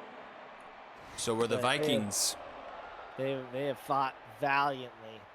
They have fought valiantly. Ball high. I mean, their journey, Strike. beating a very good Walker squad, getting a 7-6 win over the Orange, sweeping the Unicorns, and then taking game one of this one, 5-2. Strike three. Now They're going to need to get batting, 5 runs the if they even want a third shot at baseman, going further. number 10. And I mean, Dusty Winder has had a ridiculous series. He closed it out in game one. Is coming here, not giving up a single run. He has done all that he can. So it's going to come down to this: 3 outs. Now batting, the The center B-Wolves, fielder, Magic they need a Moore. miracle. Strike. Well, I don't know about miracles, but maybe I can itch you in a little magic. I'd like some more of it. Well, we're not going I'd to get like any some here. less of that. B-Wolves setting up a 2-out The comeback, first aren't they? baseman, Kobe Kingman. Surprised they don't bring in Freddie Knox. Get someone with a little bit more contact and speed on the base pass, or at least at the plate. Strike. Ball inside. Oh, well, Kingman gets this one up the middle. So run aboard. He was 0 for 3. He was able to get on, making it interesting. Now batting, the third baseman. But need a grand slam and a run. Inside. We've seen a crazy 9th inning rally That's inside. in this tournament, and the Beagles pull up a miracle of their own. Give the Vikings a taste of their own medicine. That one's hit to deep center, but I don't think it's going to have quite enough. It's going to be about 10 feet short of a home run, and the Beagles are down to their final out. Now batting, the catcher, Steve Now pitching, number 59. Ernie Woodward up to get the final out of the game, potentially. What's funny is they made that switch, and he's a right-handed pitcher, but that's gonna do And it. that's going to be it. And the Vikings punch their ticket. It's going to be a heroic showdown in the championship series of the Super Sim Classic. The Vikings will take on the Moonshots. They win game 3, 5-0. Only 6 hits from the Beowulfs. They just ran out of gas. 10 hits for the Vikings. 4 for 5. Donnie Driver, he's your MVP most likely. Spencer Reed, 3 for 4. Bruce Hot Mike, no earned runs through an absolute gin. 7 innings pitched, no earned. 4 strikeouts, 4 walks though. Barnstormer getting 5 outs and Woodward getting the last. Fran running into trouble after the beanball, and she recovered late, but it was too late. Rushmore giving up a couple of jacks, 3 earned runs. MVP's actually Donnie Driver, but followed by, oh no, I said that. Donnie Driver followed by Bruce Hot Mike and Amir Williams. But thank you all for tuning in to the semifinals. The championship series will be a best of 5, and it will be held right here live on Wednesday night. Stream will probably start around the same time, 6:30, 6:45 Central. Thank you all for tuning in. This is Chicken Sandwich and Fizek on the call. Thank you all for tuning in. Be sure to join our giveaway for a replica SMB3 jersey. Be sure to click the link and enter that. That'll be given away during the stream tomorrow. But see y'all next time. Bye, everybody.